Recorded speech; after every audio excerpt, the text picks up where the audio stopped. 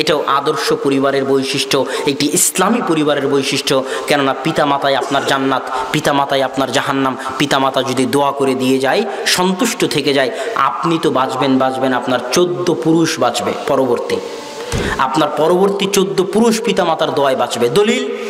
দলিল ছাড়া তো আমরা কথা বলি না, দলিল তো দিতে হবে। তো খিজির আলাইহিস সালাতু ওয়াস সালাম আর মুসা আলাইহিস সালামের কাহিনী। মুসা আলাইহিস সালাম বলছে আমি সবচেয়ে জ্ঞানী। আল্লাহ বলছে না, দুনিয়াতে আমার আরেকজন জ্ঞানী মানুষ আছে, তার নাম খিজির, তার কাছে যাও, জ্ঞান শিখো। মুসা আলাইহিস সালাম খিজিরের সাথে সফর করলেন। সফরের শেষ কাহিনী, একটা গ্রামে মুসা এবং খিজির আলাইহিস সালাতু ওয়াস সালাম মনে করেন গাবতলিতে ঢুকেছে।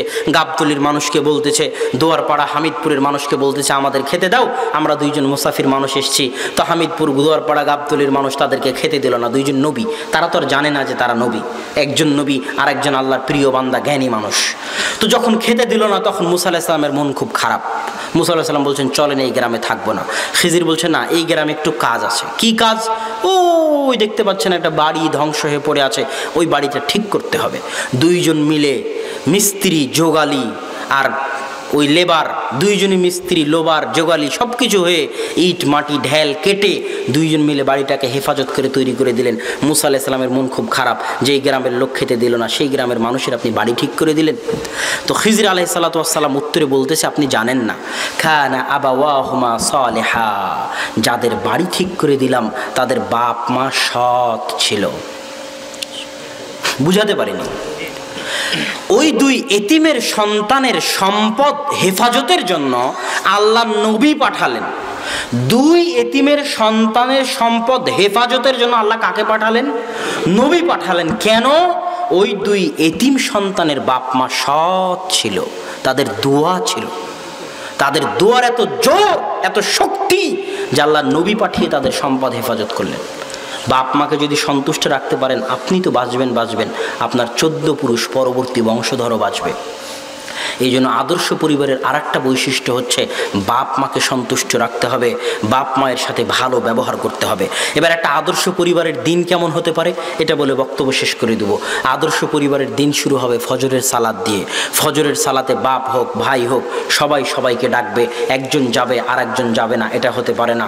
সবাই সবাইকে ডেকে মসজিদের সাথে সম্পর্ক থাকবে, মসজিদে যাবে। ফজরের সালাতের পরে ঘুমানো যাবে না, ফজরের সালাতের পরে ঘুমালে বরকত উঠে যায়, রুজিতে বরকত থাকে না। আল্লাহ রাসূল বলছেন ইন্নাল্লাহা জাআলা লিহাযিহিল উম্মাতা আল বারাকাতা ফি বুকুরিহা, আল্লাহ আমার উম্মতের জন্য বরকত রেখেছেন ফজরে। ফজরের সালাতের পর যেই ঘুমাক, আপনি রিকশাওয়ালা হন, ভ্যান চালক হন, শিক্ষক হন, ব্যবসায়ী হন, দোকানদার হন, ফজরের সালাতের পরে যদি ঘুমান আপনার রুজিতে বরকত উঠে যাবে। ইবনুল কাইয়িম রাহিমাহুল্লাহ বলতেছে এমন কি আমরা সালাফদেরকে দেখেছি, আলেম ওলামাদেরকে দেখেছি, তারা যদি দূর দূরান্ত থেকে সফরে আসতেন, দূর দূরান্ত থেকে সফরে এসে কঠিন কাজ করে ক্লান্ত হয়ে যেতেন, তবুও তারা ফজরের পরে ঘুমাতেন না। কি করতেন? অপেক্ষা করতেন সূর্য ওঠা পর্যন্ত। সূর্য ওঠার পরে তারা ঘুমাতেন, যত কষ্টই হোক। কেন? সূর্য ওঠা পর্যন্ত আল্লাহর বরকত অবতীর্ণ হতে থাকে পৃথিবীতে। আর যদি আপনি ঘুমিয়ে যান, এই বরকত থেকে আপনি বঞ্চিত হবেন, রুজি রুটিতে বরকত কমে যাবে। এই জন্য আদর্শ পরিবারের বৈশিষ্ট্য হচ্ছে ফজরের পরে ঘুমাতে পাবেন না। ফজরের পরে কি হবে? কোরআন তেলাওয়াত হবে বাড়িতে। যে বাড়িতে কোরআন তেলাওয়াত হয় না ওই বাড়ি কবর, যে বাড়িতে কোরআন তেলাওয়াত হয় না ওই বাড়ি কবর, যে বাড়িতে কোরআন তেলাওয়াত হয় না ওই বাড়ি কবর, যে বাড়িতে কোরআন তেলাওয়াত হয় না ওই বাড়িতে কবর। কোরআন আল্লাহর কালাম, যেখানে কোরআন পড়া হবে সেখানে বরকত হবে, যেখানে কোরআন পড়া হবে সেখানে বরকত হবে। কোরআন আল্লাহর কালাম, যেখানে কোরআন পড়া হবে সেখানে বরকত হবে। আদর্শ পরিবার ওঠেই যেখানে ফজরের পরে সবাই কোরআন পড়তে পারে, পড়া জানে, ওই বাড়িতে আল্লাহর পক্ষ থেকে বরকত অবতীর্ণ হবে। সকাল শুরু হতে হবে কোরআন দিয়ে, দিন শেষ হতে হবে কোরআন দিয়ে। আপনি যদি দোকানদারও হন তো দোকান খুলে আগে কোরআন তেলাওয়াত করবেন, আপনার দোকানে বরকত হবে। দিনও শেষ করবেন আল্লাহর কালাম দিয়ে, আপনার জীবনে বরকত হবে, আপনার বাড়িতে বরকত হবে, আপনার সংসারে বরকত হবে।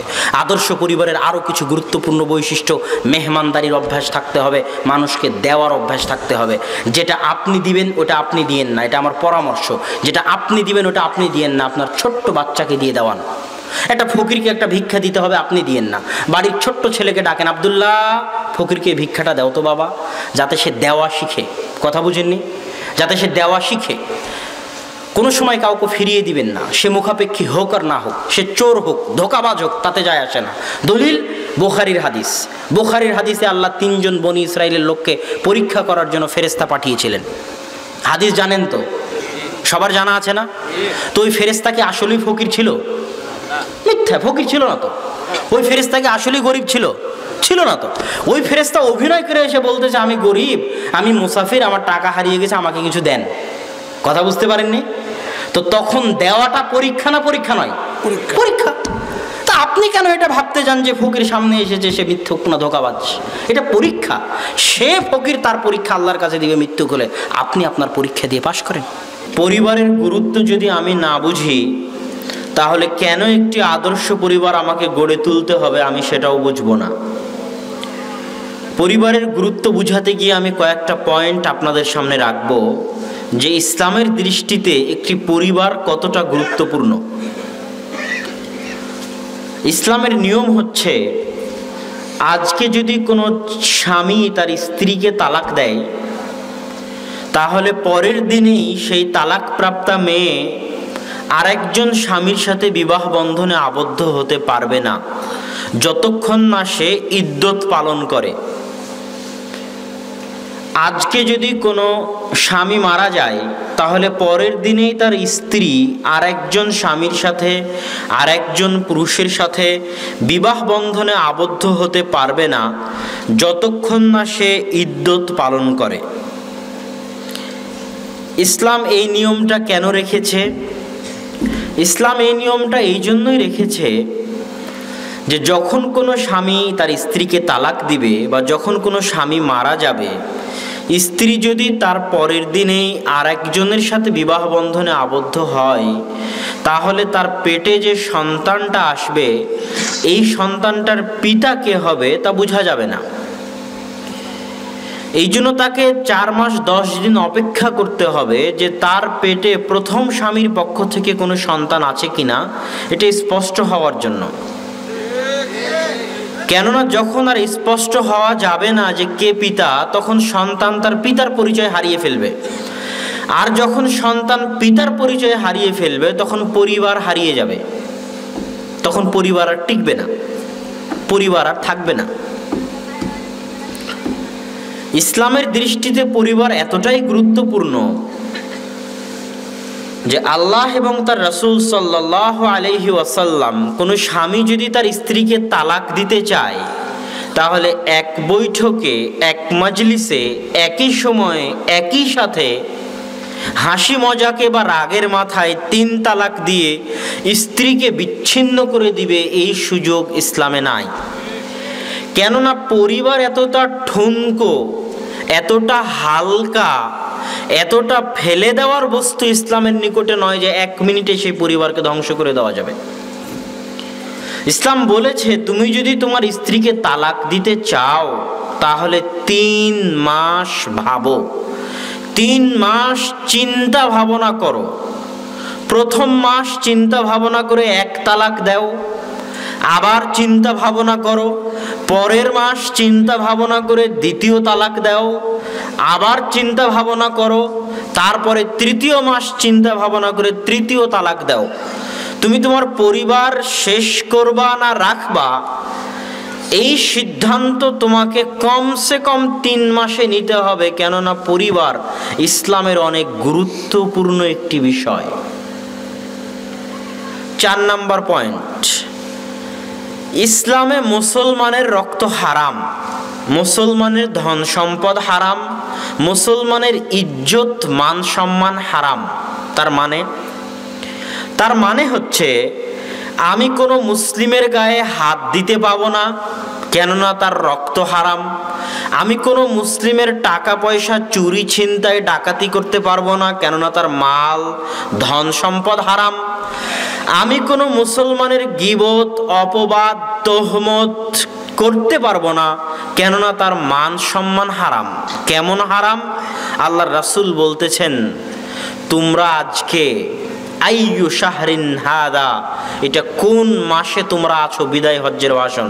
তো বলে আল্লাহ রাসূল, এটা জিলহজ মাস। তো বলে আইয়ু ইয়াউমিন হাদা, এটা কোন দিন? তো আল্লাহ রাসূল, এটা আরাফার দিন। তো বলে আইয়ু বালাদিন হাদা, এটা কোন শহর? তো বলে এটা আল্লাহ রাসূল মক্কা শহর। তো বলে মক্কা শহর যতটা না মানসম্মানপূর্ণ, আজকের দিন যতটা না মানসম্মানপূর্ণ, আজকের জিলহজ মাস যতটা না মানসম্মানপূর্ণ, এবং আরেক হাদিসে কাবা ঘর যতটা না মানসম্মানপূর্ণ, একজন মুসলমানের রক্ত ধন সম্পদ তার চেয়ে বেশি সম্মানিত। আল্লাহ সুবহানাহু ওয়া তাআলার নিকটে আহওয়ান, কাবা ঘর ধ্বংস হয়ে যাওয়া হালকা, কিন্তু একজন মুসলমানকে হত্যা করা কাবা ঘর ধ্বংস হওয়ার চাইতে অনেক অনেক গুণ কঠিন আল্লাহ সুবহানাহু ওয়া তাআলার নিকটে। এই জন্য আল্লাহ সুবহানাহু ওয়া তাআলা বলছেন, লাওয়ান্না ইশতারাকা আহলুল আরদি ওয়া আহলুস সামা, আসমান এবং জমিনের সকল মানুষ, সকল জিন এবং সকল ফেরেশতা মণ্ডলী মিলে যদি একজন মুসলমানকে হত্যা করে, তাহলে আল্লাহ সুবহানাহু ওয়া তাআলা ওই আদম আলাইহিস সালাতু ওয়াস সালাম থেকে নিয়ে কিয়ামত পর্যন্ত যত মানুষ আসবে এবং এসেছে, যত ফেরেশতা আছে, যত জিন এসেছে এবং আসবে, যারা সকলে একত্রিত হয়ে একজন মুসলমানকে হত্যা করেছে, তাদের সকলকেই আল্লাহ জাহান্নামে নিক্ষেপ করতে বিন্দু মাত্র দ্বিধা করবেন না। বুঝাতে পারিনি মনে হয়, কথা কি স্পষ্ট? এটা মুসলমান মুমিনের রক্তের দাম। আপনি রাস্তাঘাটে হরতাল মিছিল, রাজনৈতিক দ্বন্দ্বের কারণে মানুষকে হত্যা করে দিবেন, এত সহজ নয়। সম্মানিত উপস্থিতি, তো ইসলামে যাদেরকে হত্যার বিধান দিয়েছে তাদের মধ্যে একজন হচ্ছে যে আর একজন মুসলমানকে হত্যা করবে, আরেকজন হচ্ছে যে বিবাহিত অবস্থায় জেনা করবে, আরেকজন হচ্ছে যে জামাত ত্যাগ করবে, ইসলামী খেলাফতের খলিফার আনুগত্য ত্যাগ করে বিদ্রোহ করবে। এখন এই যে যাদের বিরুদ্ধে ইসলাম হত্যার হুকুম দিল, তাদেরকে কিভাবে হত্যা করতে হবে? তাদেরকে আপনি এক তরবারির আঘাতে 1 সেকেন্ডে হত্যা করেন, কোনো সমস্যা নাই। একজন মুসলমান আর একজন মুসলমানকে হত্যা করেছে, কিসাস হিসেবে একটা তরবারির আঘাত দিয়ে তাকে হত্যা করেন, সমস্যা নাই। কিন্তু যে বিবাহিত অবস্থায় জেনা করেছে তাকে কিভাবে হত্যা করতে হবে? ইসলাম বলতেছে যে বিবাহিত অবস্থায় জেনা করেছে তাকে তরবারি দিয়ে হত্যা করবা, ফাঁসির কাষ্ঠে ঝুলিয়ে দিবা, গুলি করে হত্যা করবা, শুলির কাষ্ঠে ঝুলিয়ে দিবা? জি না। হাজার হাজার মানুষের সামনে খোলা মাঠে অর্ধ বুক পর্যন্ত পুঁতে দিয়ে মাটিতে চারিদিক থেকে হাজার হাজার মানুষ ইট, পাথর, ঢেল, লোহা তার প্রতি নিক্ষেপ করবে। কোনো ইট গিয়ে তার মাথায় লাগবে, সে চিৎকার করবে বাপরে মারে করে। কোনো ইট গিয়ে তার হাতে লাগবে, সে বাপরে মারে করে চিৎকার করবে। কোনো ইটের আঘাতে মাথার ঘেলু বেরিয়ে যাবে, কোনো পাথরের আঘাতে চোখ নষ্ট হয়ে যাবে, দাঁত ভেঙে যাবে। এভাবে মারতে মারতে তার চিৎকার শুনতে শুনতে তাকে হত্যা করা হবে, এত নিষ্ঠুর ও নির্দয়ভাবে। কেন? বিবাহিত অবস্থায় জেনা করলে পরিবার ধ্বংস হয়ে যায়। কথা বুঝেননি? তাহলে পরিবারের গুরুত্ব ইসলামে কত, বুঝতে পারছেন? পরিবারের গুরুত্ব ইসলামে কত সীমাহীন। আমি একটা বাক্যই বলতে চাই, পরিবার আছে তো ইসলাম আছে, পরিবার নাই তো ইসলাম নাই। আল্লাহ সুবহানাহু ওয়া তাআলা পৃথিবী সৃষ্টির দিন থেকে নিয়ে আজ পর্যন্ত পৃথিবীকে আবাদ করেছেন পারিবারিক সম্পর্কের ভিত্তিতে। এই জন্য যে জাতি পরিবারকে ধ্বংস করতে চেয়েছে, আল্লাহ ওই জাতিকে নিষ্ঠুর ও নির্দয়ভাবে দুনিয়ার বুক থেকে ধ্বংস করে দিয়েছেন। যেমন লূত আলাইহিস সালাতু ওয়াস সালামের কওম, তারা যে শহরে বাস করত, আল্লাহ ওই শহরটাকে এইভাবে উল্টিয়ে দিয়েছেন। এবং সেই শহরটা, উল্টে যাওয়া শহরটা এখন মৃত সাগর, জর্ডানের ডেড সি, মৃত সাগর। ওই শহরটা, যে শহরকে আল্লাহ উল্টিয়ে দিয়েছিলেন, এবং ওই শহরের পানি এতটা লবণাক্ত যে মানুষ ওই শহরের পানিতে, ওই নদীর, ওই সমুদ্রের পানিতে ডুবে না, এমনি ভেসে থাকে। আল্লাহর নিদর্শন। কেন আল্লাহ এত নির্দয় ও নিষ্ঠুরভাবে ধ্বংস করে দিলেন? তারা জেনায় লিপ্ত থাকতো, আর জেনার মাধ্যমে পরিবার ধ্বংস হয়ে যায়। জারদ সন্তান হয়, জারদ সন্তানের বাপ থাকে না, পরিবার ধ্বংস হয়ে যায়। আর পরিবার ধ্বংস হয়ে গেলে এই পৃথিবী আবাদ রাখার আল্লাহর কোনো মানে থাকে না। আল্লাহ সুবহানাহু ওয়া তাআলা পরিবারের মাধ্যমে পৃথিবীকে আবাদ রেখেছে যুগ যুগ ধরে। তো পরিবারই যদি ধ্বংস হয়ে যায় জেনার মাধ্যমে, তো আল্লাহর এই পৃথিবী রাখার কোনো আর অর্থ থাকে না। এই পৃথিবীও আল্লাহ ধ্বংস করে দিবেন যেই দিন পরিবার প্রথা ধ্বংস হয়ে যাবে সেই দিন। মাহদী আলাইহিস সালাতু ওয়াস সালাম এবং ঈসা আলাইহিস সালাতু ওয়াস সালামের পরে তারা যে 7 বছর পৃথিবীতে শাসন করবেন, তারপরে যখন পৃথিবীর মানুষ খোলা মাঠে কুকুরের মতো জেনায় লিপ্ত হবে, শিয়ালের মতো জেনায় লিপ্ত হবে, গাধা গাধি গরু বকরি ছাগল মুরগি হাঁস তাদের মতো জেনায় লিপ্ত হবে, তখন আর পরিবার প্রথা বাকি থাকবে না। তখন আল্লাহর পৃথিবীকেও বাকি রাখার প্রয়োজন হবে না, তখন আল্লাহ পৃথিবীকে ধ্বংস করে দিবেন, তখন কিয়ামত কায়েম হয়ে যাবে। তথা পৃথিবীও ততদিন থাকবে যতদিন পরিবার প্রথা থাকবে। তো পরিবার আছে তো ইসলাম আছে, পরিবার নাই তো ইসলাম নাই। এই জন্য একটি আদর্শ পরিবার, একটি ইসলামী পরিবার ইসলামের সবচেয়ে বড় দাবি। আল জিল আস-সালেহ, পরবর্তী প্রজন্ম। আজকে যে ছোট ছোট বাচ্চাগুলো আছে, এই বৈঠকেও এই সম্মেলনেও আছে, এরা আজ থেকে 20 বছর পর বাংলাদেশ আবাদ করবে, এরা আজ থেকে 20 বছর পর পৃথিবী আবাদ করবে। এই সন্তানগুলোকে যদি সৎ করে গড়ে তোলা না যায়, এই সন্তানগুলোকে যদি আদর্শবান করে গড়ে তোলা না যায়, চরিত্রবান করে গড়ে তোলা না যায়, তাহলে এই পৃথিবী আর বসবাসের যোগ্য থাকবে না। এই জন্য ইসলামের সবচেয়ে বড় মাকসাদ হচ্ছে সৎ প্রজন্ম গড়ে তোলা, সৎ সন্তান গড়ে তোলা। এই সৎ সন্তান, এই সৎ প্রজন্ম আমরা কিভাবে পাবো? আমরা কিভাবে একটি আদর্শ পরিবার গড়ে তুলব? এই আদর্শ পরিবার গড়ে তোলার শুরুটা হয় বিবাহের মাধ্যমে। এই বৈবাহিক সম্পর্ক যদি প্রেমের মাধ্যমে হয়, হারাম সম্পর্কের মাধ্যমে হয়, তাহলে প্রথম দিন থেকেই ওই পরিবার আল্লাহ সুবহানাহু ওয়া তাআলার বরকত বঞ্চিত থাকে, আল্লাহ সুবহানাহু ওয়া তাআলার রহমত বঞ্চিত থাকে। রাসূল সাল্লাল্লাহু আলাইহি ওয়াসাল্লাম বলেছেন, তুনকাহুল মারআতু লিআরবাইন, তোমরা বিবাহ করো 4টি জিনিস দেখে, করে থাকো। আমি জানি তোমরা করো এই কাজ, যে তোমরা 4টি জিনিস দেখে বিবাহ করো।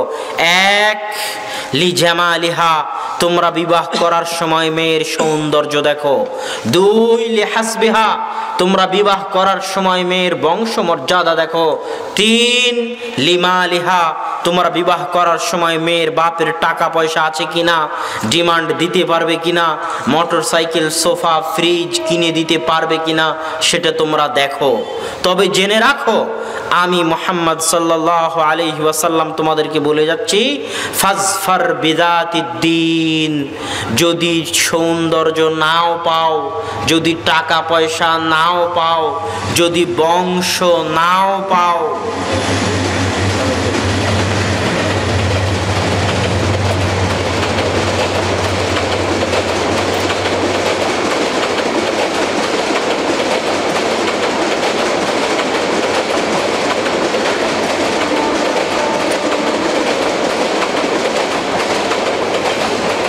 তো অন্তত পক্ষে যেন তোমার স্ত্রীর মধ্যে দীনদারিতা থাকে। এই দীনদারিতা দেখে তোমরা বিবাহ করিও, কেননা একটি আদর্শ পরিবারের সবচেয়ে গুরুত্বপূর্ণ সদস্য একজন আদর্শবান স্ত্রী, একজন দীনদার স্ত্রী, একজন পরহেজগার স্ত্রী, একজন সৎ সতী সাধবী আল্লাহ ভীরু স্ত্রী। এই আল্লাহ ভীরু স্ত্রী, দীনদার স্ত্রীর মূল্য আল্লাহ এবং আল্লাহ রাসূলের নিকটে অপরিসীম ও সীমাহীন। রাসূল সাল্লাল্লাহু আলাইহি ওয়াসাল্লাম বলছেন, আদ-দুনিয়া কুল্লুহা মাতা ওয়া খায়রু মাতাইহা আল মারা সালিহা, আসমান এবং জমিন তার মাঝে যা কিছু আছে সবই সম্পদ, তবে সবচেয়ে দামি, সবচেয়ে শ্রেষ্ঠ, সবচেয়ে মূল্যবান সম্পদ হচ্ছে আল মারা সালিহা, সতী সাধবী ন্যায়পরায়ণ পরহেজগার দিনদার স্ত্রী। একজন সতী সাধবী ন্যায়পরায়ণ পরহেজগার দিনদার স্ত্রীর গুরুত্ব আল্লাহর নিকটে এত বেশি যে যখন ইব্রাহিম আলাইহিস সালাতু ওয়াস সালাম তার স্ত্রী সারাকে নিয়ে জালেম বাদশার শহরের পাশ দিয়ে অতিক্রম করছেন, তখন জালেম বাদশাহ সারা আলাইহিস সালাতু ওয়াস সালামের সৌন্দর্যে মুগ্ধ হয়ে তাকে তার দরবারে ডেকে পাঠায় এবং তার সাথে খারাপ কাজে লিপ্ত হওয়ার জন্য এগিয়ে যায়। তখন সারা আল্লাহকে ডেকে বলছেন, সালাতে দাঁড়িয়ে গিয়ে আল্লাহকে ডেকে বলছেন, বলছেন, আল্লাহুম্মা ইন কুনতা তা'লাম, হে আল্লাহ তুমি যদি জেনে থাকো, তুমি যদি জানো আমি সারা আমার লজ্জা স্থানের হেফাজত করেছি, পর্দার রক্ষা করেছি, আমার স্বামী ছাড়া আমার শরীর আমার অঙ্গ প্রত্যঙ্গ কাউকে দেখতেও দেইনি, ব্যবহারও করতে দেইনি, তুমি যদি এটা জেনে থাকো আল্লাহ, তাহলে আজকের দিনে লা তুসাল্লিত আলাইয়াল কাফের, আমার উপর কোনো কাফেরকে জয় করিও না। এই দোয়া করা মাত্র ওই জালেম বাদশার হাত পা অবশ হয়ে যায়। এটা একজন সতী নারীর মূল্য আল্লাহ সুবহানাহু ওয়া তাআলার নিকটে। সম্মানিত উপস্থিতি, এই জন্য রাসূল সাল্লাল্লাহু আলাইহি ওয়াসাল্লাম বলেছেন যে সতী নারী আসমানের নিচে জমিনের উপরে সবচেয়ে দামি, সবচেয়ে মূল্যবান সম্পদ। তো এই জন্য রাসূল সাল্লাল্লাহু আলাইহি ওয়াসাল্লাম নির্দেশ দিচ্ছেন যেন বিবাহের সময় যুবক তুমি কারো প্রেমে পড়ে, কারো চেহারায় মুগ্ধ হয়ে, কারো টাকা পয়সায় মুগ্ধ হয়ে বিবাহ করিও না। স্থায়ীভাবে তুমি পরিবারকে ধ্বংস করে দিবে। বিবাহ করলে দিনদারিতা দেখে বিবাহ করো, ন্যায় পরায়ণতা পরহেজগারিতা দেখে বিবাহ করো, তোমার পরিবার সুন্দর হবে।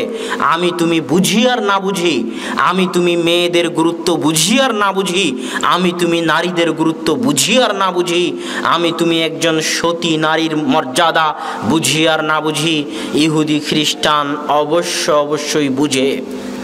তারা জানে যে মুসলমান জাতির মেয়েদেরকে যদি নষ্ট করে দেওয়া যায়, মুসলমানের মেয়েদেরকে যদি ধ্বংস করে দেওয়া যায়, মুসলমানের মেয়েদেরকে যদি রাস্তায় বের করে আনা যায়, মুসলমানের মেয়েদেরকে যদি বেপর্দা হয়ে চাল চালাতে পারা যায়, মুসলমানের মেয়েদেরকে যদি গার্মেন্টস কাজকর্ম, অফিস আদালত সব জায়গায় বেহায়াপনা বেলেল্লাপনা ছড়িয়ে দেওয়া যায়, তাহলে এই সমস্ত নারীর পেট থেকে সালাহুদ্দিন আইয়ুবীর জন্ম হবে না।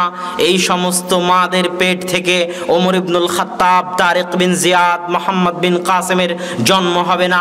বরং এরা জাতিকে কুলাঙ্গার সন্তানি উপহার দিয়ে যাবে যদি তারা নিজেরা কুলাঙ্গার হয়ে থাকে। এটা ইহুদি খ্রিস্টানরা জানে, আমি আপনি জানি আর না জানি।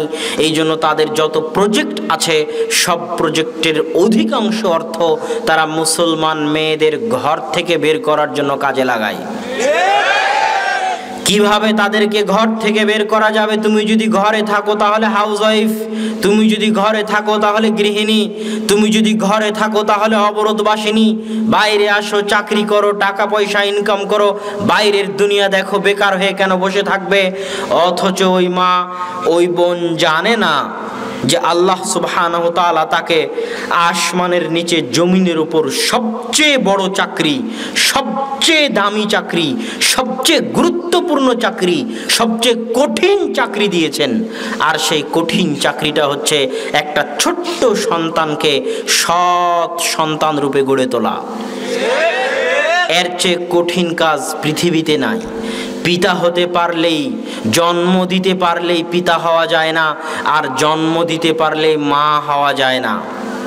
এটা মাথায় রাখতে হবে, মনে রাখতে হবে। পিতা হওয়া, সন্তান লালন পালন করা, সন্তানকে কন্ট্রোলে রাখা এবং সন্তানকে আদর্শবান করে গড়ে তোলা, সৎ করে গড়ে তোলা পৃথিবীর কঠিন কাজগুলোর একটি। পারমাণবিক বম বানানো অত কঠিন নয়, মঙ্গল গ্রহে যাওয়াও অত কঠিন নয়, আর চাঁদে যাওয়াও অত কঠিন নয় যত কঠিন একটা ছোট্ট শিশুকে সৎ মানুষ রূপে গড়ে তোলা যত কঠিন। কিভাবে গড়ে তুলবেন সেটাই আজকের বক্তব্যের বিষয়বস্তু। মা এবং বোনদের উদ্দেশ্যে এবং উপস্থিত পিতা, অভিভাবক ও যুবকদের উদ্দেশ্যে যে একটি আদর্শ এবং সৎ পরিবার, একটি ইসলামী পরিবার কিভাবে গড়ে তোলা যায়, তার প্রথম ধাপ হচ্ছে দিনদার মেয়ে বিবাহ করতে হবে। প্রেমের সম্পর্কের মাধ্যমে বিবাহ হওয়া হবে না। সেই বিবাহে আল্লাহর বরকত থাকে না। যে বিবাহ আল্লাহর নাফরমানির মাধ্যমে সংঘটিত হয়, ওই বিবাহে আল্লাহর বরকত থাকে না। যেই বিবাহ আল্লাহ রাসূলের সুন্নাতকে পদদলিত করার মাধ্যমে সংঘটিত হয়। এই জন্য দ্বিতীয় পর্যায়ে দিনদার স্ত্রী চয়ন করার পরের পর্যায়ে গাবতলী, বগুড়া থেকে শুরু করে বাংলাদেশে প্রচলিত বিবাহের যত অনুষ্ঠান আছে, যত কৃষ্টি কালচার আছে, যত অপসংস্কৃতি আছে, যত রসম রেওয়াজ আছে, এই সমস্ত ইসলাম বিরোধী সকল রসম রেওয়াজকে উপেক্ষা পরীক্ষা করে পা দিয়ে পিষে দিয়ে ভেঙে দিয়ে একমাত্র সুন্নতি পদ্ধতিতে বিবাহ বন্ধনে আবদ্ধ হলে ওই সংসারে আল্লাহর পক্ষ থেকে বরকত অবতীর্ণ হবে। কেননা বিবাহ আপনার নিজের বিষয় নয়। আপনি মনে করলেন বিবাহ আপনার নিজের বিষয়, জি না, বিবাহ হচ্ছে সুন্নাত। বিবাহ কি? আল্লাহর রাসূলের সুন্নাত। এই জন্য বিবাহ যদি করতে চান তাহলে আল্লাহর রাসূলের পদ্ধতিতেই করতে হবে। আপনার নিজের পদ্ধতি, নিজের মন মানানি, নিজের ইচ্ছা, নিজের চাহিদার বাস্তবায়ন আপনি বিবাহে করতে পারবেন না। কেননা বিবাহ আল্লাহর রাসূলের রেখে যাওয়া সুন্নাত। আমাদের সমাজে আমরা বিবাহকে কঠিন বানিয়ে ফেলেছি। বিবাহ করতে কি লাগে? বিবাহ করতে মেয়ের বাপ লাগে। মেয়ের বাপ ছাড়া বিবাহ হয় না।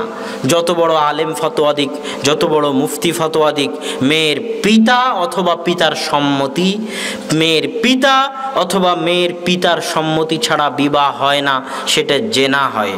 এটা গেল এক নাম্বার। মেয়ের পিতার উপস্থিতি লাগবে, দুইজন সাক্ষী লাগবে। যে বিবাহ করবে সেই ছেলেকে লাগবে, আর যে বিবাহ পড়াবে তাকে লাগবে। আর কবুল ছেলে বলবে না মেয়ে বলবে? জি, আপনারা তো টিভিতে সব জায়গাতেই দেখেন যে কবুল কে বলে? মেয়ে বলে। মেয়ের কাছে কেউ ওই সাক্ষী উকিল বাপ হয়ে যাওয়ারও সিস্টেম ইসলামে নাই। মেয়ের কথা এবং যোগাযোগ হবে পিতার সাথে। পিতার সাথে মেয়ের কথা এবং যোগাযোগ হবে। পিতা মঞ্চে উপস্থিত আছে মানে মেয়ে রাজি। মেয়ে রাজি কি রাজি না এটা পিতার ব্যাপার। সে আগের দিন জানুক, 10 দিন আগে জানুক, 15 দিন আগে জানুক, সে মেয়ের সম্মতি জেনে নেবে। পিতা বিবাহের মঞ্চে উপস্থিত আছে মানে মেয়ে সম্মতি আছে, মেয়ে রাজি আছে। ওইটা পিতার জিম্মেদারি মেয়ে রাজি আছে না নাই সেটা বের করা এবং সেটা জেনে বিবাহের মঞ্চে উপস্থিত হওয়া, ওইটা পিতার জিম্মেদারি। এত সিম্পল একটা অনুষ্ঠানকে আমরা এত কঠিন বানিয়েছি। যে সমাজে বিবাহ যত কঠিন ওই সমাজে জেনা তত সহজ। যে সমাজে বিবাহ যত কঠিন ওই সমাজে জেনা তত সহজ। যে সমাজে বিবাহ যত কঠিন ওই সমাজে জেনা তত সহজ। যে সমাজে বিবাহ যত কঠিন ওই সমাজে জেনা তত সহজ। আল্লাহ রাসূলের যুগে বিবাহ এত সহজ ছিল, এত সহজ ছিল যে আল্লাহ রাসূলের কাছের সাহাবী বিবাহ করেছে, অথচ আল্লাহ রাসূল জানেনই না। গায়ে হলুদ দেখে জিজ্ঞেস করছেন, আব্দুর রহমান তোমার গায়ে হলুদ কেন? তো বলো, আল্লাহ রাসূল আমি বিবাহ করেছি। আল্লাহ রাসূল জানেনই না তিনি বিবাহ করেছেন। বিবাহ এতটা সহজ ছিল আল্লাহ রাসূলের যুগে। এত রসম রেওয়াজ, এত অনুষ্ঠানের মধ্যে বিবাহকে বন্দি করার মাধ্যমে বিবাহকে কঠিন করে দেওয়া হয়েছে।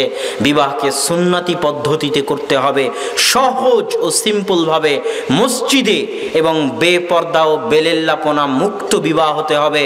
তাহলে ওই সংসারে আল্লাহর পক্ষ থেকে বরকত হবে, হবেই হবে, নিশ্চিত হবে, অবধারিত হবে, ইনশাআল্লাহ হবে। কেননা বিবাহ আল্লাহ রাসূলের সুন্নাত। আর আল্লাহ ওয়াদা দিয়েছেন যে বিবাহ করে তার জন্য আল্লাহর রহমত বরকতের দরজা উন্মুক্ত করে দেন, তার রুজি রুটি আল্লাহ প্রশস্ত করে দেন। কেন প্রশস্ত করে দেন? আব্দুর রাজ্জাক বিন ইউসুফের মুখে অনেক বক্তব্য শুনেছেন যে ছেলে বেশি হলে টাকা বেশি হবে, ছেলে মেয়ে বেশি হলে টাকা বেশি হবে। এই কথা আব্দুর রাজ্জাক বিন ইউসুফের মুখে শুনেছেন? শুনেছেন। আর আমাদের পক্ষ থেকে প্রচার করা হবে যে ছেলে হোক মেয়ে হোক দুটি সন্তানই যথেষ্ট, একটি হলে আরো ভালো। এটাও তো জানেন।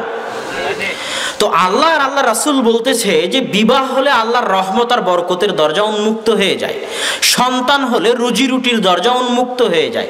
কিভাবে, কেমনে? মানুষ তো বলতেছে সন্তান হলে তুমি খাওয়াতে পারবা না, সন্তান কম নাও, বলতেছে না? তো আগে এই কথাটার উত্তর দেই। আল্লাহ সুবহানাহু ওয়া তাআলা কোরআনে বলতেছে, লা তাকতুলু আওলাদাকুম খাশিয়াতা ইমলাক, তোমরা তোমাদের সন্তানদেরকে দারিদ্রতার ভয়ে হত্যা করিও না।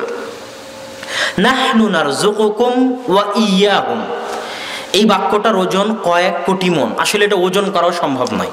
কত কোটি মন আর কত বিলিয়ন কত ট্রিলিয়ন মন তা আমার জানা নাই এই বাক্যটার ওজন। সেটা কি? মানুষ বলে যে আমি সন্তান নিব না বা নিও না, কেননা টাকা পয়সা নাই, কেমনে খাওয়াবা, এত সন্তানকে কেমনে মানুষ করবা, এটা মানুষ বলে। আল্লাহ জানে যে এটা মানুষ বলে। তো আল্লাহ বলতেছে যে আরে মানুষ, তুই সকালে যেটা খেয়েছিস ওটাও আমি আল্লাহ খাইয়েছি, দুপুরে যেটা খেয়েছিস ওটাও আমি আল্লাহ খাইয়েছি, রাত্রে যেটা খাবি ওটাও আমি আল্লাহ খাওয়াবো। এখন পর্যন্ত তুই তো তোর নিজের রিজিকের মালিক হতে পারিসনি, এখনো তোর রিজিকের মালিক আমি আল্লাহ। তুই কবে তোর রিজিকের মালিক হলি যে বলিস তোর সন্তান হলে কি খাওয়াবি? কথা মনে হয় বুঝাতে পারি। আল্লাহ বলছেন নাহনু নারযুকুকুম ওয়া ইয়াহুম, আরে মানুষ তোকেও খাওয়ায় আমি, তোর সন্তানকেও খাওয়াবো আমি। তুই তো এখনো তোর নিজেরই রুজি রুটির মালিক হতে পারিসনি, নিজেরই রিজিকের মালিক হতে পারিসনি, আর দাপটে বলিস যে সন্তান নিব না, সন্তানকে খাওয়াবো কেমনে? তোর রিজিকের মালিকও আমি, তোর সন্তানের রিজিকের মালিকও আমি।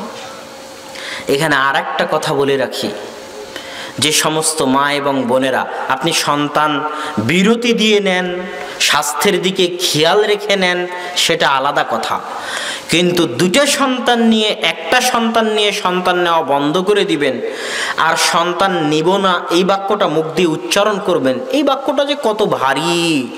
এই বাক্যটাকে যদি আটলান্টিক মহাসাগরে ফেলে দেওয়া যায় তাহলে আটলান্টিক মহাসাগরের পানি কালো হয়ে যাবে, এত ভারী। হিমালয় পাহাড় এই বাক্যের ওজন বহন করতে পারবে না, এই বাক্য এত ভারী, এত কঠিন। কেন? সারা পৃথিবীতে যদি এখন কয়েকশো কোটি মানুষ থাকে আর কয়েক লক্ষ বিজ্ঞানী আর কয়েক লক্ষ ডাক্তার থাকে, এরা যদি সব এক জায়গায় একত্রিত হয় এক মাঠে, কয়েক লক্ষ বিজ্ঞানী, কয়েক লক্ষ ডাক্তার আর কয়েকশো কোটি মানুষ একত্রিত হয়ে যদি মরা পর্যন্ত, কিয়ামত পর্যন্ত চেষ্টা করে, আর স্বামী স্ত্রী যদি পরস্পরে দিনে রাতে 24 ঘন্টায় 1000 বার মিলিত হয়, আর এতগুলো বিজ্ঞানী আর ডাক্তার যদি কিয়ামত পর্যন্ত চেষ্টা করে একটা সন্তান পেটে নিয়ে আসবে, তো কারো বাপের 14 গোষ্ঠীর খাওয়া নাই যদি আল্লাহ না দেয় সন্তান দিতে। তাহলে এই বাক্যটা কতটা ভারী যে সন্তান নিব না। তুই কবে সন্তান নেওয়ার মালিক হলি? সারা পৃথিবীর সব মানুষ মিলে চেষ্টা করলেও পারবে না। তাহলে বাক্যটা ভারী। এই বাক্য বলা আল্লাহর সাথে নাফরমানি করা, আল্লাহর শক্তি, আল্লাহর ক্ষমতা, আল্লাহর দাপটকে বৃদ্ধাঙ্গুলি দেখানো।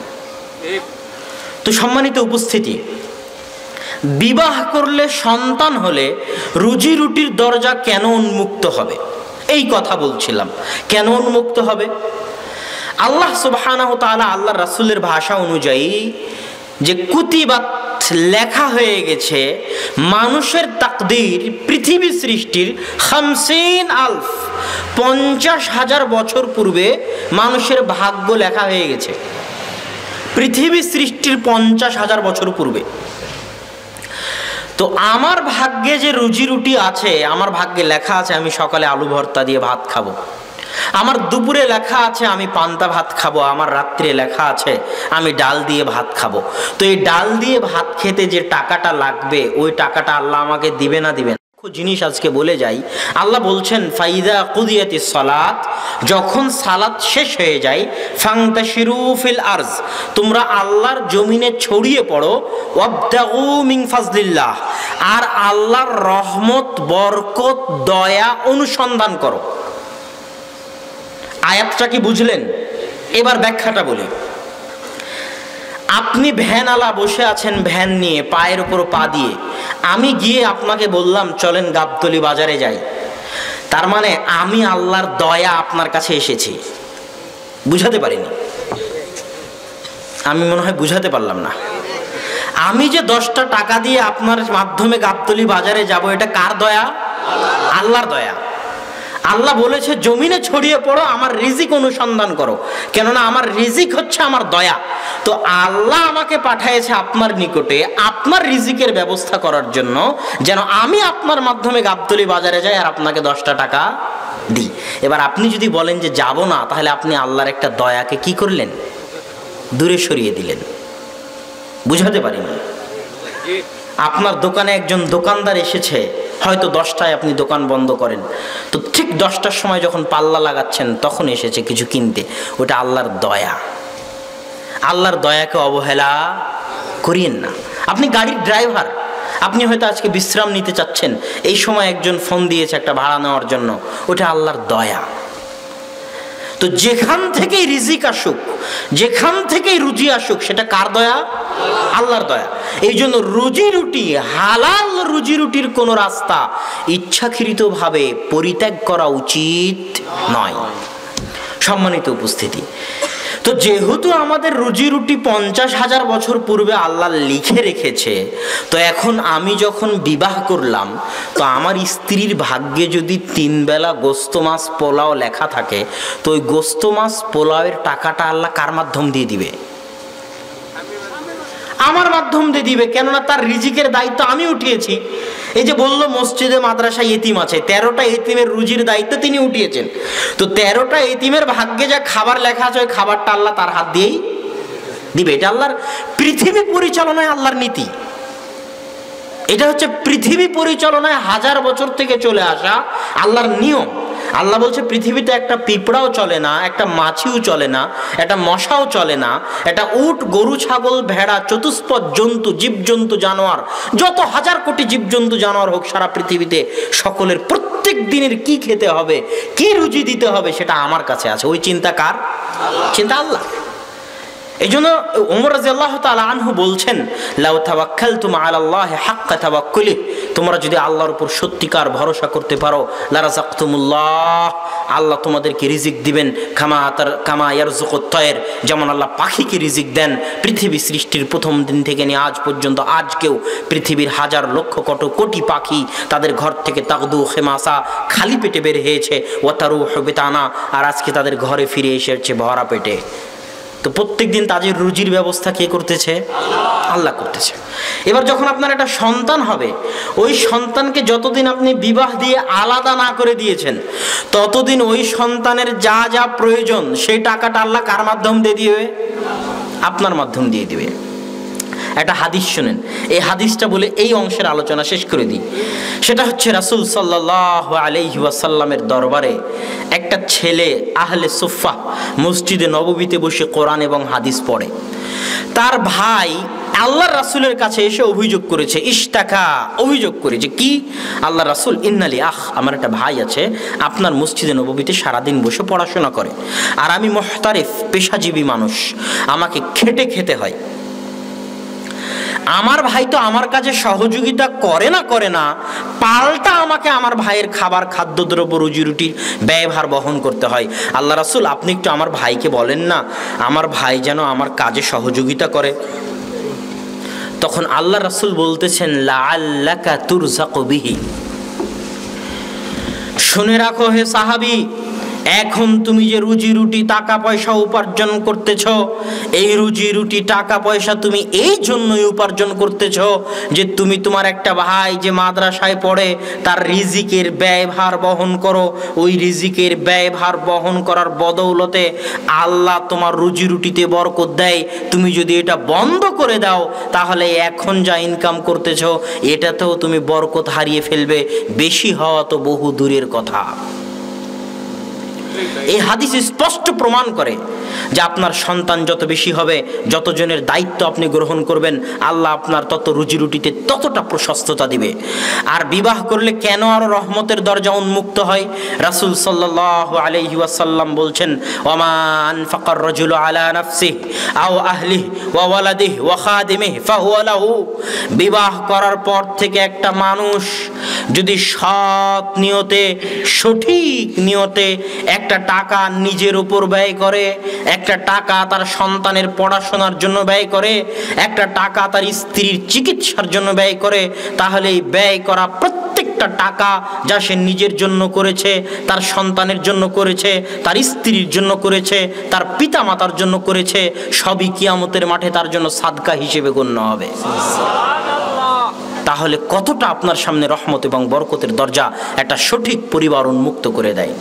সম্মানিত উপস্থিতি, বিবাহ করে বাসর ঘরে নিয়ে আসলেন। বাসর ঘরে নিয়ে এসে স্ত্রীর কপালে হাত দিয়ে দোয়া করতে হবে, আল্লাহুম্মা ইন্নী আসআলুকা খায়রাহা ওয়া খায়রা মা জাবালতা ফিহা ওয়া আউযু বিকা মিন শাররিহা ওয়া শাররি মা জাবালতা ফিহা।